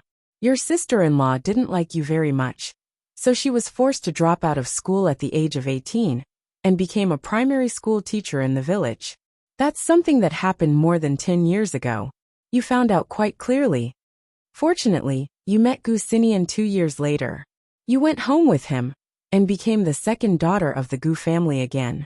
After that, you did not show your face in public for 7 years. 4 years ago, the Gu family officially introduced you to the public for the first time at the birthday party. At that time, you had just given birth to a son, and your biological father was unknown. Ling Han deliberately emphasized the words biological father was unknown, making it seem even more thought-provoking. Is there a problem? Yi Huanyan wiped her mouth and raised her head to look at him seriously. You're not here to bring me food today, nor to visit me at work. Are you here to ask about my background? I have to know what kind of person the woman sleeping beside me is. Why? Does my background of growing up in the village insult your identity as the president of the pleasure group? Yi Huanyan looked at him calmly. Her eyes were unperturbed. Are you the one who grew up in the village? Ling Han handed a document to her. May I ask how this girl with single eyelids and a cleft lip and palate looks like you? Can you please explain it to me, Miss Gu? Yi Huanyan's eyes froze. She looked at the 18-year-old girl on the document and was a little absent-minded. She was a skinny little girl who looked less than 18 years old. She was born with a cleft lip and palate, single eyelids, small eyes, and rough skin. No matter how one looked at it, she did not look like her current appearance. Seeing her slightly stunned expression, Ling Han thought that she had admitted that her identity was fake. He sneered. Can you explain it? There's nothing to explain. Yi Huanyan took a deep breath. Her face was cold. Thank you for letting me see my past appearance. It made a woman like me, who is high above others, realize that it was not easy to get this face of mine. What do you mean? Ling Han's eyes darkened. Yi Huanyan curled the corners of her mouth and put down the document. Since you've investigated so deeply, why didn't you find out that I was burned in a fire 5 years ago, and then had plastic surgery afterward? Ling Han's face froze. As for the fact that my child's biological father is unknown, I'm not afraid to tell you if you want to know. My ex-husband died in that fire because he was having an affair with another woman behind my back. He planned to die together with me, but God pitied me. I escaped death and even had a child.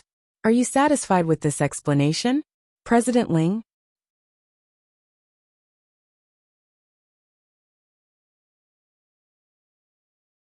Chapter 350. Isn't a woman like me very scary?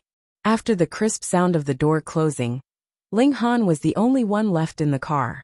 Beside his feet was a stack of documents thrown by Yi Huanyan. They were scattered all over the car. Ling Han frowned. If it was really as she said, that she had experienced her husband cheating on her, perishing together with her husband, being burned in a fire, and having plastic surgery to restore her appearance. Then his actions today were no different from exposing her past, or even exposing her scars. She had already given him face by slamming the door and leaving. But why didn't he believe this woman in his heart? After that day, Ling Han was busy investigating Gu Huanyan's background, while Yi Huanyan was busy filming. They didn't meet each other, but they competed with each other. In the president's office of the pleasure group, Secretary Dong sent a thick stack of documents to Ling Han's desk. Gu Huanyan's ex-husband has been found. His family background is quite good, but he died in a fire 5 years ago. This is a photo. The man in the photo was very good-looking, about 26 or 27 years old. He wore a pair of glasses and looked very gentle. What about the cause of the fire? Have you investigated? It was an accident. A gas explosion. The maid at home was also involved. How old is the maid? In her early 20s, Chinese. She is quite pretty. Her photo is also inside. What happened after that? After that, Gu Huanyan underwent more than 100 plastic surgery operations. According to the information given by the hospital in Florida, Gu Huanyan was indeed sent to their hospital 5 years ago. At that time, there were large areas of burns on her body. This year was her last operation. Hearing this, Ling Han frowned. Everything was as Gu Huanyan said. However, even though this background was flawless, there was something that made him feel that something was wrong, but he couldn't put his finger on it. It was as if there were some fragments that were intermittently connected in his mind. President Ling, you have investigated President Gu so carefully. Do you have any plans for Haiyan Media? Xiao Dong's voice pulled him back from his thoughts. He was stunned for a few seconds. What did you say? Do you have any plans for Haiyan Media? Hearing this, Ling Han waved his hand. You can leave. I want to be alone for a while. Late at night, the film crew of Lanjiang University Town wrapped up for the night. Yi Huanyan drove to Fengshan alone to pick up Naaneo. Because of the start of filming for Remaining Life, she had no choice but to leave Naaneo in the care of Ji Xiaoya. When she arrived at Fengshan, she had just gotten out of the car when she received a call from Gu Xinian. She pressed the answer button and leaned against the car door to answer the call. Brother, Yin Yan, I've done what you asked me to do. I've also sent the information that Ling Han wanted. He should have finished reading it by now. Thanks, brother. Why are you being so polite with me? It's just that it's not up to us whether he believes it or not. There are no flaws. Even if he suspects something, he can't do anything.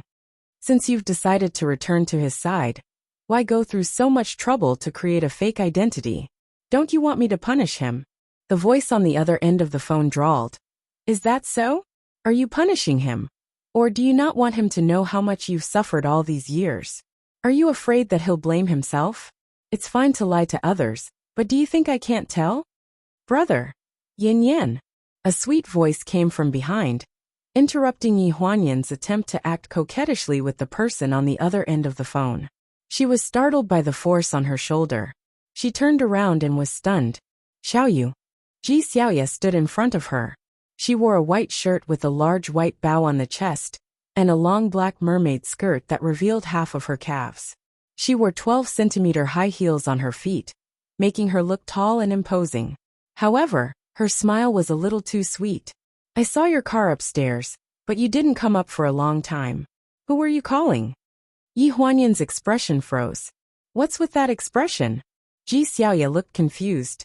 Gu Xingyan's stiff voice came from beside her ear. Why don't I hang up first? Yi Huanyan's eyes flashed when she heard this. She suddenly put on a sly expression and covered the receiver of the phone. She whispered to Ji Xiaoya. It's my mother. Master Wen? Ji Xiaoya's eyes lit up and she shrieked. Can I speak to Master Wen for a while? No, just one sentence will do. Ji Xiaoya had admired Wen Yi for a long time. The Wen family was a well-known family of Chinese jewelry designers in Northern Europe. Wen Yi was the only successor of the Wen family's jewelry design skills. Many of her works were treasured in the Museum of Treasures, and the few that were sold at sky-high prices. Yi Huanyan coughed twice. Are you sure? Of course I'm sure. Alright then. Yi Huanyan took a deep breath and let go of the receiver. Xiaoyu wants to speak to you. After the person on the other end of the line responded, Yi Huanyan handed the phone to Ji Xiaoya. She picked up the phone without saying anything. Auntie, I'm Xiaoyu Yinyan's best friend. Did you know that I admire all of your works very much? Especially the Love of the Stars set that you won at the 12th Annual Jewelry Awards. I've always wanted to get to know you. Xiaoyu, it's me. The deep voice on the other end of the line drowned out Ji Xiaoya's monologue. Those 4 simple words caused her mind to go blank. She didn't know when, but she was the only one left in front of the Fengshang building. Her back was to a car, and Yi Huanyan was nowhere to be found. People were coming and going on the road in the distance, but she could only hear those 4 words. Xiaoyu, it's me. After a long time, her voice sounded in front of the spacious building. I'm sorry, I got the wrong person. After the call ended, she gripped the phone tighter in her hand. Only she knew that the moment she heard his voice, thousands of answers flashed through her mind crazily, but none of them were the words she had just heard. It's you. Long time no see. How have you been? Yes, I'm Xiaoyu. It's been 5 years. Why didn't you contact me? Gu Xinian, you bastard. In the chief editor of Fengshang's office, the little boy was sleeping soundly on the small bed in the cubicle. Yi Huanyan covered him with the quilt that had been kicked away. Well, he was young and mature. After all, he was still a child. The door opened outside the cubicle. Ji Xiaoya was sitting behind the desk with her eyes lowered. She looked very depressed. Xiaoyu. Yi Huanyan closed the cubicle door and walked into her office. He looked embarrassed. What's wrong? Your phone. She glanced at the desk sadly. I think my brother has you in his heart. It's just that there are some things that he needs to deal with himself. Forget it. Don't mention him. I'm sorry. Yi Huanyan suddenly regretted taking the initiative to let Ji Xiaoya answer Gu Xinian's call when she was completely unprepared. After Gu Xinian disappeared from the face of the earth 5 years ago, no matter what channels Ji Xiaoya used to try to find him, he always avoided her. The most recent time was at her birthday party 2 years ago. As the chief editor of Fengshang, Ji Xiaoya attended the opening dance. After the opening dance, Yi Huanyan wore a mask and watched Ji Xiaoya search the entire hall. Gu Xinian's figure was drowned in the crowd.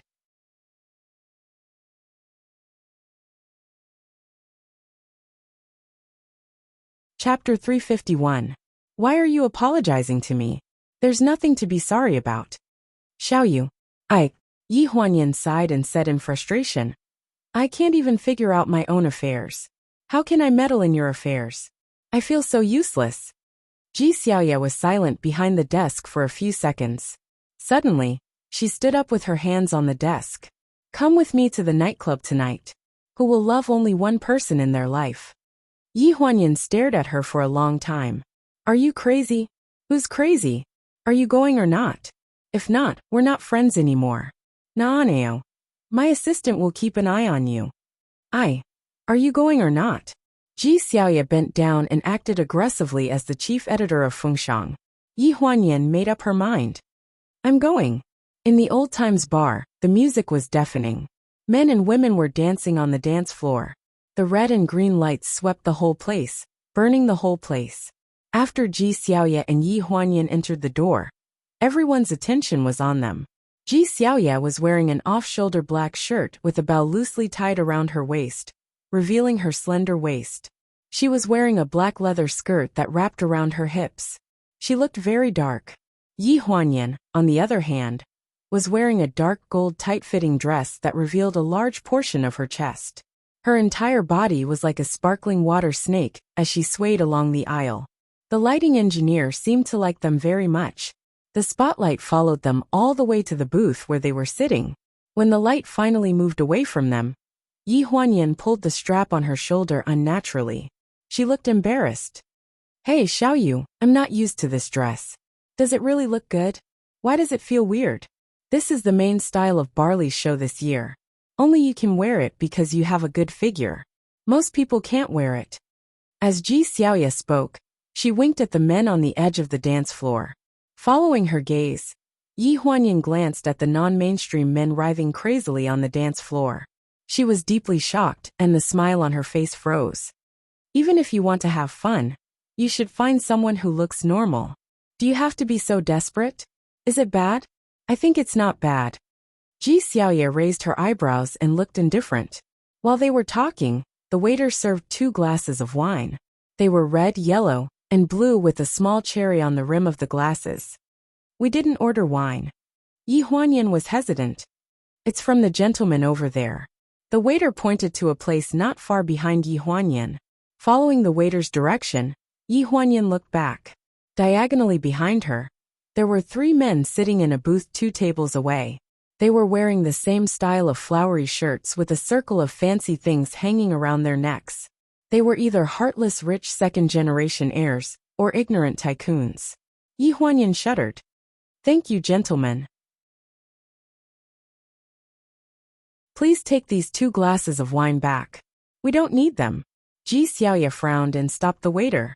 Isn't it just a glass of wine? If worst comes to worst, we can just invite them back.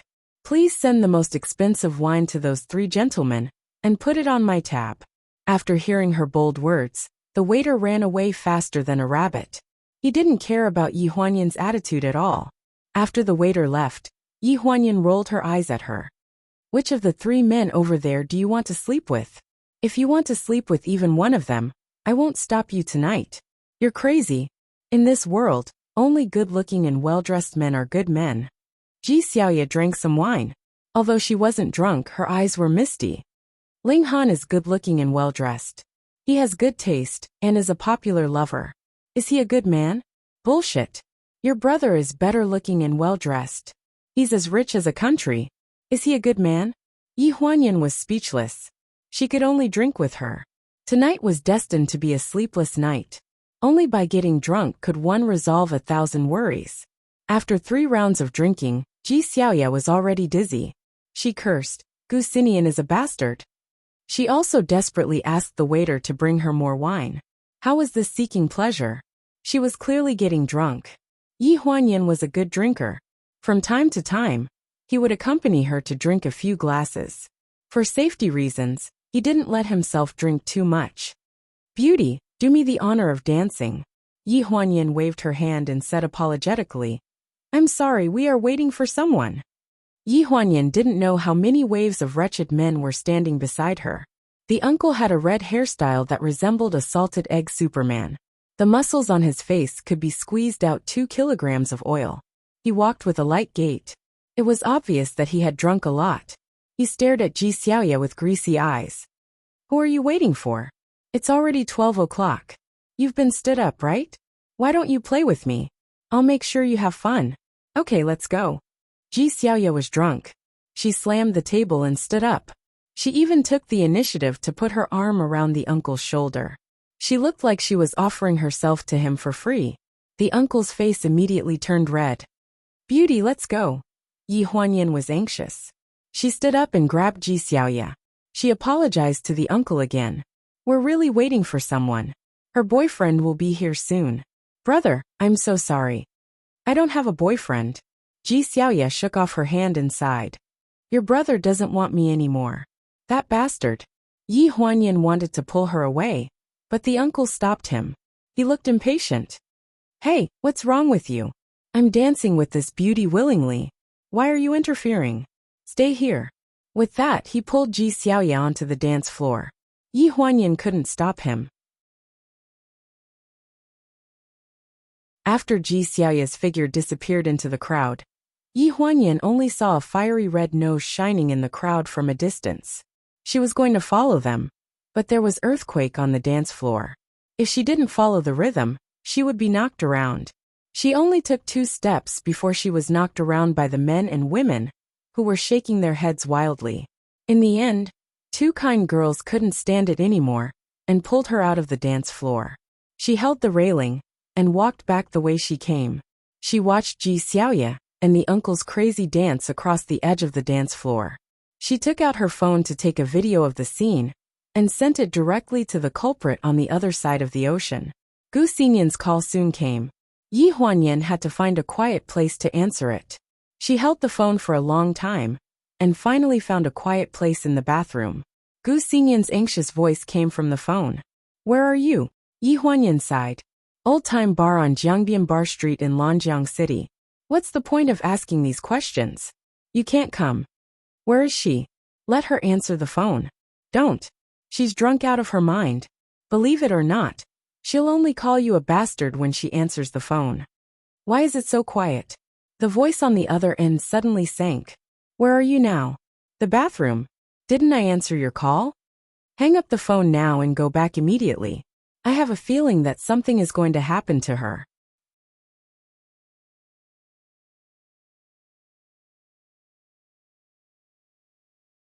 Chapter 352. Yi Huanyan was initially skeptical of Gu Xingyan's words, but after hanging up the phone and returning to the bar, she witnessed her brother's prophecy with her own eyes. There was a commotion on the dance floor, and the crowd was in chaos. Yi Huanyan stood in the same spot, only to see a red airplane head disappear into the crowd with a whoosh sound, followed by the sound of electrical circuits. Immediately, the tremors on the dance floor stopped abruptly, accompanied by a man's roar. F*CK. Are you a F*King dog? Did you bite someone? B*TCH. You're the one who bit me. Hearing the voice, Yi Huanyan rushed into the crowd and saw Ji Xiaoya in the middle of the crowd. The uncle with the airplane head fell to the ground at this moment, staring at the situation in front of him with a shocked expression. Obviously, he was also stunned. The one who was bitten was the man of the couple. At this moment, he was holding his arm and glaring at Ji Xiaoya angrily. Seeing that he was about to hit Ji Xiaoya, the uncle with the airplane head finally came to his senses and stood up from the ground to protect Ji Xiaoya behind him. He tried to smooth things over and said, Hey brother, let's talk nicely. Don't hit me. Yi Huanyan squeezed through the crowd desperately, thinking that this uncle with the airplane head was still loyal. What do you mean don't hit me? Your girl bit mine first. Are you crazy? That's because I saw you acting like a hooligan. Ji Xiaoya stubbornly stuck her head out from behind the uncle with the airplane head, looking like she was adding fuel to the fire. Just as she said something, she was pulled back behind by the uncle with the airplane head. Hey my lady, you can shut up. I saw it, he touched her butt. Following Ji Xiaoya's hand, the crowd's eyes fell on the couple, and the crowd was in an uproar. Although this kind of thing was common in the bar, the crowd was looking for fun, so naturally, they didn't mind watching the show. The woman covered her face and hid behind the man. She looked extremely embarrassed. The man was flustered and exasperated. This is my girlfriend. What does it have to do with you? Why did you bite me? Little brother, I'm really sorry. My little sister drank too much today. Stop F*King Bullsh**. You bit me today. If I get rabies, who will be responsible for it? Then what do you want? Cut the crap. Pay for the medical fees and mental damages. How much do you want? The man counted with his fingers and pondered for a few seconds before raising his palm. 50,000. It was just a bite, but he asked for 50,000 yuan. This was obviously a scam. Yi Huanyan was blocked by the crowd. Hearing this, she quickly squeezed her way out. Before she could squeeze through, she heard the voice of the man at the head of the plane. He looked relieved. Isn't it just 50,000 yuan? Okay. Don't spoil everyone's mood. Go do what you need to do. I'll transfer the money to you through your phone. After the uncle at the head of the plane said this, Yi Huanyan finally squeezed her way out of the crowd. She staggered to Ji Xiaoya's side and supported her. Good lord, he was so drunk that he couldn't even open his eyes. He was still cursing. 50,000 yuan, right? I'll pay. Thank you, uncle. Yi Huanyan supported Ji Xiaoya with one hand and took out her phone. She glanced at the man who had been bitten. Big brother, give me your account number. I'll transfer the money to you now. The man turned around to look at his girlfriend. His eyes shifted, and he suddenly changed his words. I didn't finish just now. 50,000 is definitely not enough. I want 100,000. Hearing this, Yi Huanyan frowned and slowly raised her head. The uncle at the head of the plane next to her also said in a low voice, How can a man go back on his words? You said 50,000 yuan, So it's 50,000 yuan. I didn't bargain at all. You can't just raise the price like that. This man obviously saw that Yi Huanyan and the uncle were not poor people. When they said 50,000 yuan, they agreed without batting an eye. That was why this man had crooked thoughts. That 50,000 yuan just now is mine. The 50,000 yuan I want now is my girlfriend's. You're talking nonsense in front of so many people. Doesn't my girlfriend care about her reputation? This is the compensation for her emotional distress. He was quite eloquent. The uncle's face darkened. Young man, you can't be like this. The wretched man looked like he was used to the nightclub. When he saw this, he sneered. What? I don't think you're lacking 100,000 yuan.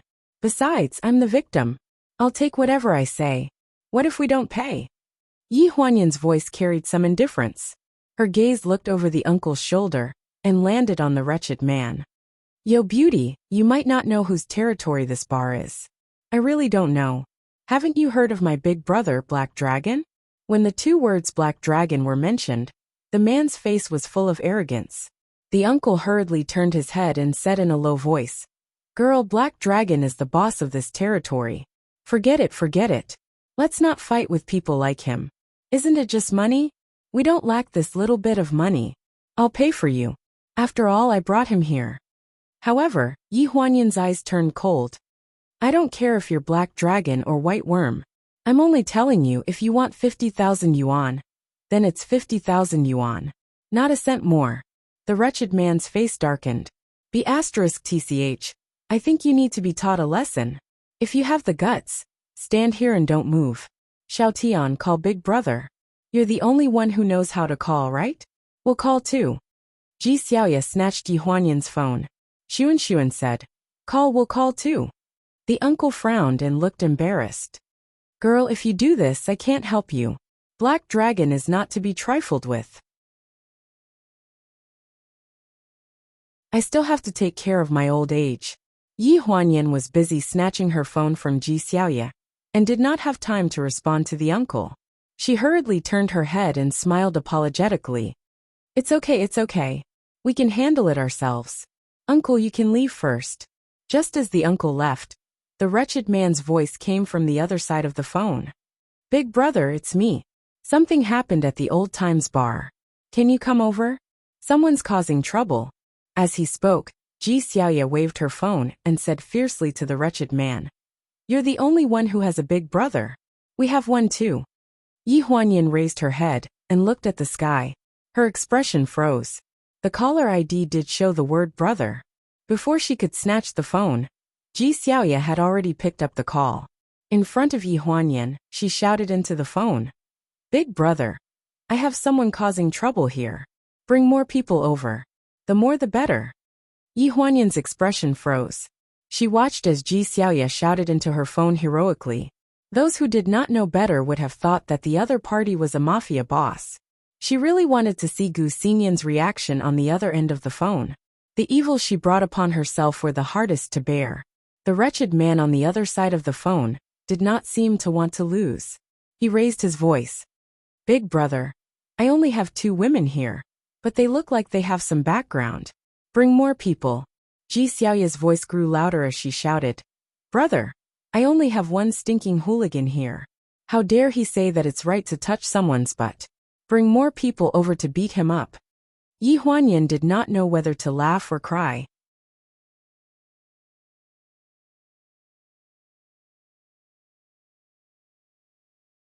Chapter 353. Small conflicts escalated to big conflicts, leading to fights between the two parties, seemed to be a common occurrence in bars. However, people who went to nightclubs to have fun were always hot-blooded. They never got tired of such lively events, as if they were attending a feast. Within 10 minutes, the news of someone smashing up the Old Times bar had spread throughout the entire bar street. As a result, the entire bar was surrounded from the inside out. If one wanted to enter after 20 minutes, they would have to pay the entrance fee, or prove their relationship with the person involved. Ji Xiaoya hung up the phone without giving Yi Huanyan a chance to speak. She belched and glared at the other party. Just wait. My brother's men will be here soon. The wretched man sneered. His gaze fell on the back of the crowd. Is that so? But my brother is already here. The crowd split into two, making a path in the middle. 7 or 8 strong men wearing black t-shirts with a green dragon pattern strode in. Each of them was fat and strong, looking fierce. The leader had a golden necklace that was comparable to a dog chain around his neck.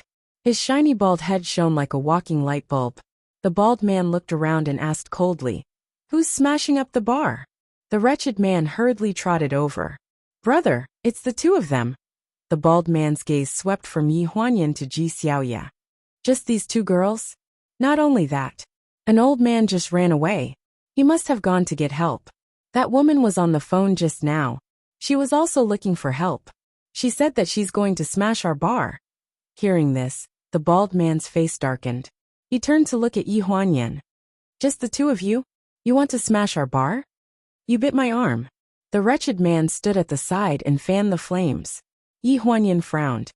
"We didn't say that we were going to smash your bar." The bald man glanced at her and asked, "Did you bite my brother's arm?" Yi Huanyan pursed her lips. Ji Xiaoya, who was beside her, broke free. "Yes, I did. What's wrong? This rascal. Not only did I want to bite him, I wanted to slap him." The bald man's face completely darkened. "I don't hit women, but since you're causing trouble in my territory, I won't be polite. I'll have to trouble the two ladies to come with us. Don't delay the other guests." As he spoke, the two big men behind him walked forward and were about to arrest them. "Who wants to smash my bar?" A voice came out from the crowd. It was very cold and carried a bit of disdain. The bald man's eyes froze. He stared blankly at the person who came and said respectfully, "Boss, why are you here? Why are you disturbed by such a small matter?" Yi Huanyan frowned and sized up the person who came. He looked to be about 25 or 26 years old. He was wearing a casual suit. He had almond-shaped eyes and looked a bit evil. The man frowned and walked out from the crowd. He glanced at the wretched man. "I've been standing here for a long time. I wanted to see who this big brother he was talking about was. I didn't expect it to be someone familiar. Xiaolong, interesting. Who is this person to you? Why haven't I seen him before?" "Boss, this is my brother, Pa." Everyone was shocked. It was the man who walked out from the crowd. He held a magazine in his hand and smashed it hard on the bald man's head. Yi Huanyan also gasped. The bald man was hit so hard that he lost all face. He kept his head down and didn't dare to resist. The wretched man didn't dare to say anything. He stood at the side, his legs shaking like a sieve. "The two of you are frightened." The man looked at Yi Huanyan. "My subordinates don't know how to behave. I'll go back and teach them a lesson. As for today's matter, we'll settle the bill according to the previous agreement of 50,000 yuan. We won't mention it again. What do the two of you think?" "What about you?" The man looked at the wretched man. No need." The wretched man stuttered. "Account. I'll transfer the money to you." Yi Huanyan looked at the wretched man coldly. She had just taken the phone from Ji Xiaoya's hand and switched to the transfer interface. After the transfer was successful, the man glanced at the bald man. He hurriedly took the wretched man's phone and held it up in front of the crowd. He stuttered. "Everyone here can be witnesses to today's matter. No one in the bar caused trouble today. Our boss has made sure that the matter was settled fairly and according to the wishes of both parties. In the future, we still welcome all of you to the bar to drink. The safety here is still guaranteed, and there won't be any bullying." The applause didn't come. Instead, the crowd kept booing for a long time. "Boring. Where's the promised fight? There's only thunder and no rain. It's probably a scam. Is this how the bar advertises these days?" The parties involved Yi Huanyan, the wretched man, the bald man, and the boss, who came out of nowhere, were all dumbfounded. Were the onlookers these days so hot-blooded? Outside the Old Times bar, the onlookers waved their hands to indicate that the people queuing to buy tickets to enter the bar had dispersed. The overcrowded sign at the door was also quickly removed. Seeing that there were more people coming out than going in, Shanine, who had just been surrounded by a group of people, was at a loss. She pulled the waiter at the door and asked, "What's going on? Is there a fire inside?" No. The onlookers have dispersed." What's going on? Aya, why isn't third sister here yet? She's the slowest. If she's late, there won't even be a speck of excitement left. Chun-Yin anxiously looked at her sisters behind her. Next to her, Su-Hong was holding a powder box in her hand and was busy touching up her makeup. Aya, Xiaowu, why are you in such a hurry? You just came back from the competition, and you're in such a hurry to see your man. A man like this will easily run away. Who said I was going to see him? Chun-Yin raised her eyebrows and looked arrogant. I'm clearly here to join in the fun. Opposite her, Zhuang Suqiu stubbed out her cigarette and glanced behind Chun-Yin. Third sister is here. In the distance, a woman trotted over to the three of them in her high heels. As soon as she steadied herself, she panted and looked apologetic. I'm sorry. I had a bill tonight and I was late. A bunch of old men almost drank me to death. I'm sorry. I'll be the one paying the bill later. Su-Hong laughed and looked at Chun-Yin. She joked. Is it your turn to pay the bill? Don't you know who the boss here is? Hearing this, Gu Fengfeng also laughed. How could I forget? We have the lady boss here. Chun-Yin panicked and looked at Zhuang Suqiu. Big sister, look at them bullying people. Why don't you do something about it? Zhuang Suqiu raised her eyebrows, and a rare trace of craftiness appeared in her eyes. They're wrong. To be precise, it should be the future lady boss. Big sister. All right. Stop fooling around. Hurry up and go in. You're almost 2 hours late.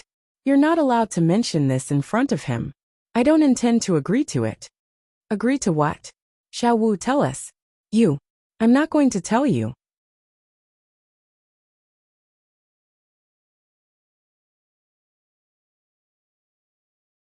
Chapter 354. Yi Huanyan finally managed to drag the crazed Ji Xiaoya back to the booth with much difficulty. She felt that she had used up half of her lifetime's worth of energy. The man who had just come to the rescue asked the waiter to bring a bottle of wine over, saying that it was an apology for not taking care of them properly. While the waiter was opening the bottle, Yi Huanyan asked, Is that person your boss? Yes, he is. As they spoke, the wine had already been opened. The waiter said respectfully, Miss, your wine has been opened. Call me if you need anything.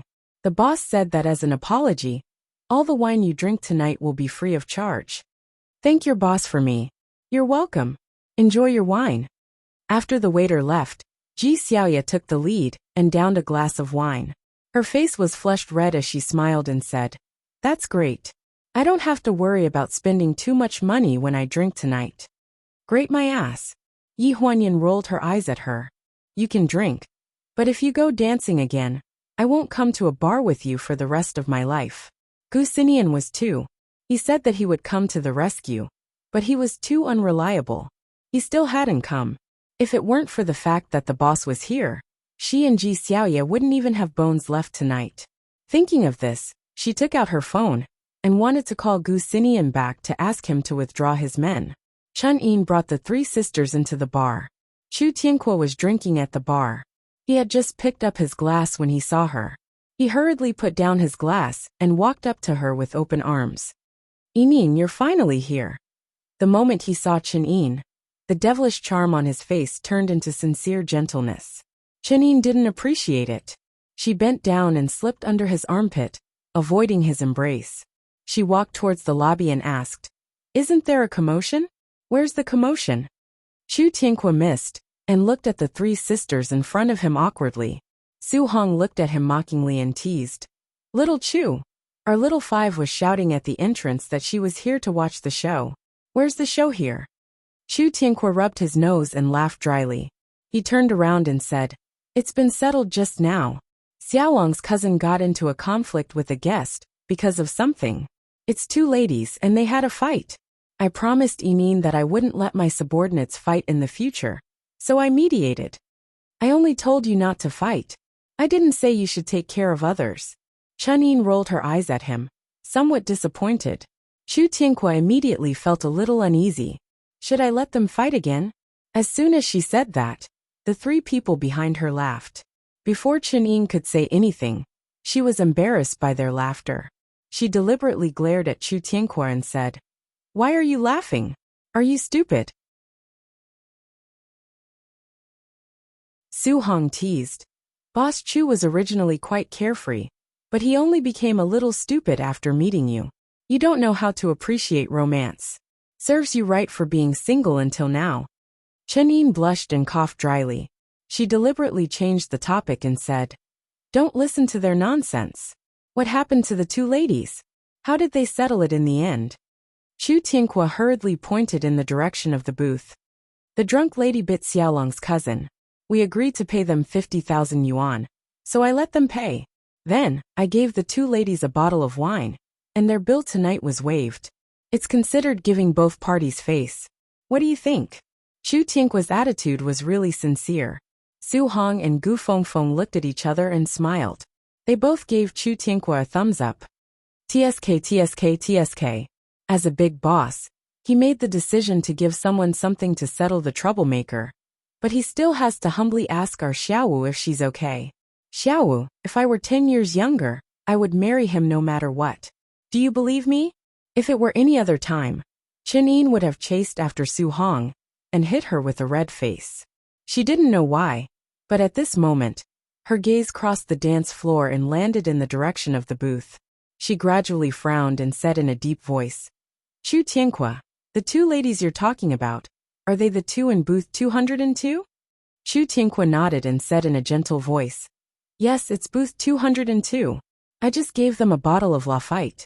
The waiter just confirmed the seat number with me." "You just said that you made them pay 50,000 yuan? "Yes.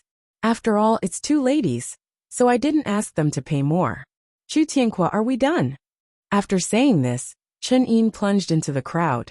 She completely ignored Chu Tianhua's surprised expression and looked inquiringly at Zhuang Suqiu and the other two. Zhuang Suqiu and the other two didn't understand what was going on either. They shook their heads and hurriedly followed her.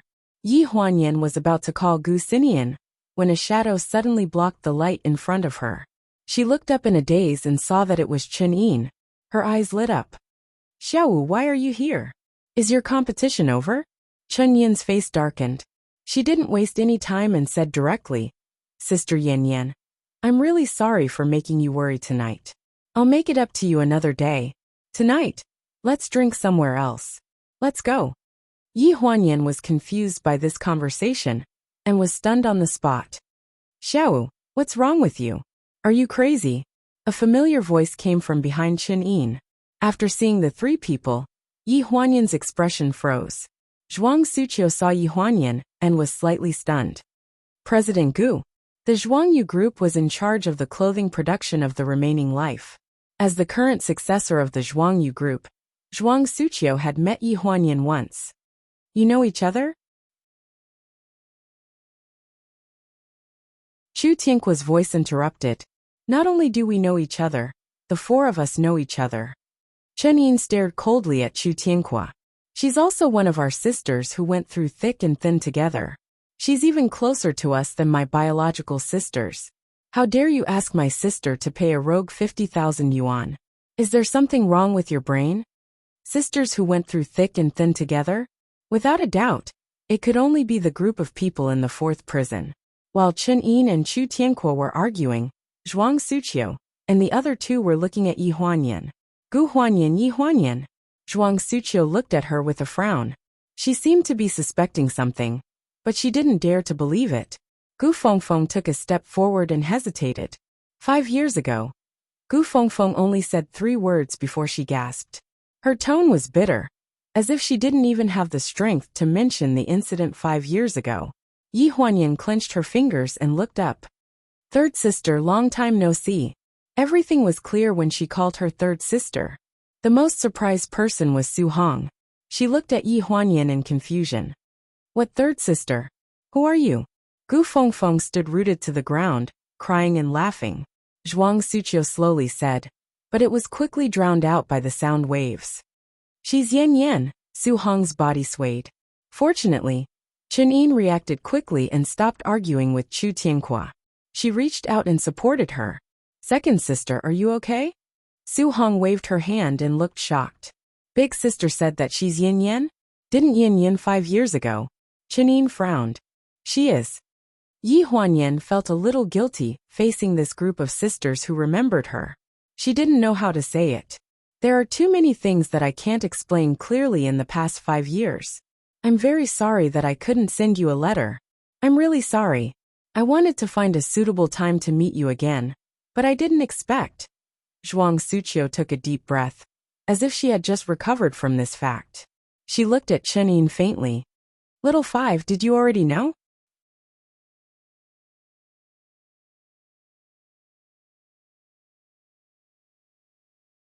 Chapter 355. Big Sis. I also met Big Sis Yin Yin during the competition in Iceland. Didn't I just return to China? Chen Yin said with an aggrieved expression. Then, she turned around and glared at Chu Tianqua. It's all his fault. He messed up Big Sis Yin Yan's plan. I was going to plan a surprise for everyone. The owner of the bar, Chu Tianqua, who was rolled his eyes for no reason, felt very wronged. Zhuang Suqiu looked at Yi Huanyan with a bit of blame in her eyes. Speaking of which, I seem to be the first one to meet Yin Yin here. I didn't expect that even after meeting her, Yin Yin wouldn't acknowledge me as her big sis. Big sis, I didn't mean to hide it from you. This isn't the place to talk. Yi Huanyan looked around and looked at Zhuang Suqiu awkwardly. Then let's go somewhere else. The one who suggested this was Su Hong. She was the most straightforward and smooth person here. When she saw that Chen Yin was blaming Chu Tianqua because of Yi Huanyan, and that her big sis was a bit angry because Yi Huanyan didn't acknowledge her, she knew that they couldn't talk clearly in this noisy place, so they had to go somewhere else. The private room of the Old Times bar had good soundproofing. No matter how loud the sound outside was, it was blocked out. Chen Yin was at odds with Chu Tianqua. At first, she wanted to leave and didn't want to stay in the bar. It was only after Su Hong persuaded her that she stopped. At this moment, the private room was too quiet. Ji Xiaoya drank an entire bottle of red wine and was helped in. She was already unconscious and sleeping on the sofa. Yi Huanyan was sitting on a chair. Separated by the coffee table, the four sisters were sitting on the sofa in front of her. It was like a three-way trial. Among the four of them, Chen Yin was the easiest to talk to. When they were in Iceland, she had already explained it once. Now, she could help Yi Huanyan say a few words. 5 years ago, the last person Yi Huanyan saw was Gu Fengfeng. No one knew what happened before better than Gu Fengfeng, so it was easy to talk to her. Su Hong had always been straightforward.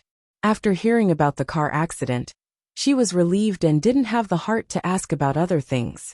Big Sister was the only one who had a sullen expression on her face.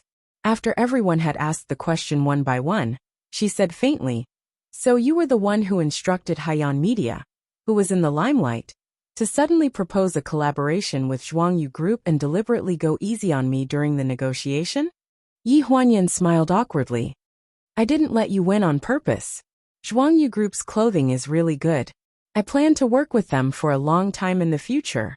When she returned to China, she found out that Zhuang Suqiu's divorce case had been going on for 3 years. She was the scapegoat for that man and spent 5 years in prison. After she was released, she became a mistress and moved in with her family. She even gave birth to a son. Her ex-husband was unwilling to divorce her because it involved the division of many assets and the custody of Zhuang Suqiu's daughter. This case went on for 3 years. Zhuang Suqiu had a criminal record, so the distribution of custody was mostly biased towards the man. In the end, she had no choice but to give in and leave the marriage with nothing in exchange for the custody of her daughter. A year ago, the husband and wife of Zhuangyu Group's chairman couldn't stand the rumors and finally died of depression. They left the group, which was now in a precarious situation to her. Therefore, when Yi Huanyan decided to collaborate with Zhuangyu Group, she didn't even think about it and made a huge concession in terms of the price. However, Zhuang Suqiu had always been proud and arrogant. She was afraid that Zhuang Suqiu wouldn't accept her identity after she found out, so she kept it a secret. However, paper couldn't wrap fire, so it still led to the awkward situation today. Yi Huanyan carefully observed Zhuang Suqiu's expression. "Big sister, it doesn't matter who earns the money. It's all the same." There was silence in the air for a long time. Zhuang Suqiu looked at her and took a deep breath. "Come on, you gave away tens of millions of profit just because you said so. It's all the same. If it were someone else, would you be willing to let them earn this money? Seeing that everyone was nervous, Zhuang Suqiu suddenly laughed out loud. What's wrong with you? Seeing that I cheated Yin Yin of her money, all of you are thinking that it's easier to cheat Yin Yin of her money.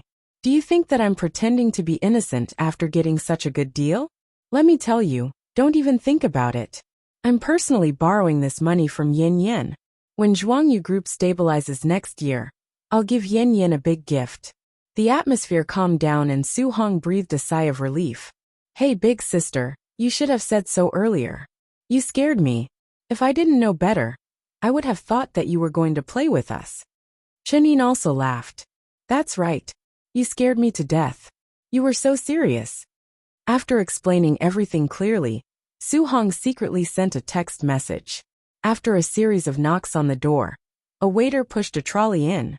There were 2 bottles of champagne in the ice bucket, and a variety of colorful cocktails on the trolley. Behind the waiter was the bar owner. What are you doing here? Chening frowned and her face darkened. She stared unhappily at the tall man behind the waiter, who was nervous. Chu Tianqua said nervously, I'm bringing some food and drinks for everyone. How much? I'll pay. With that, Chenin took out money from her bag and stuffed it into the man's hands.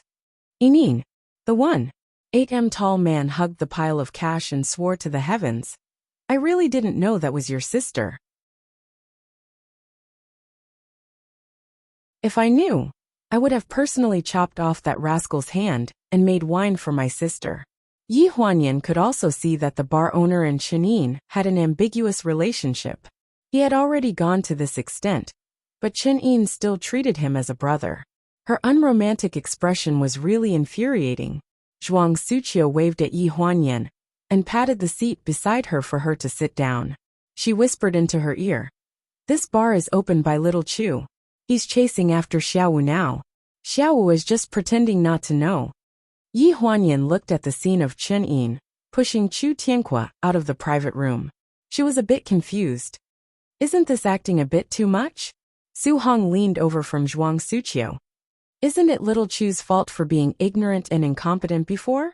Of all things, he mixed with the underworld to collect protection fees. He even cheated Xiaowu of a large sum of money. Xiaowu is also a fool. After being sold, she's still helping others count money while squatting in a cell. She's always talking about how good her big brother is. You're saying that this boss Chu is Xiaowu's big brother before? Yi Huanyan widened her eyes. Isn't that so? Gu Fengfeng also leaned over and said mysteriously. After Xiaowu was released from prison, she found out that little Chu wasn't a gang's young master at all. He was just a rich second generation who watched too many movies and ran out to be a gangster after arguing with his family. He had a falling out with his parents and spent all his money. When he saw that Xiaowu was good at fighting, he tricked Xiaowu and a bunch of other gangsters and followed him all the way to Lanjiang City and made a name for themselves. Rich second generation? Liar. Yi Huanyan didn't know whether to laugh or cry. He's considered a spoiled brat. Then how did he get in touch with Xiaowu? Su Hong continued. After Xiaowu was released from prison, she couldn't find him for more than a year, so she returned to the martial arts center. 3 years ago, she won the national martial arts competition in the female category. Coincidentally, it was her 18th birthday, so her martial arts center brothers brought her to old times to celebrate. You're tuning in to the Earbook Haven YouTube channel. Don't forget to subscribe and join us on this journey to catch the most captivating stories.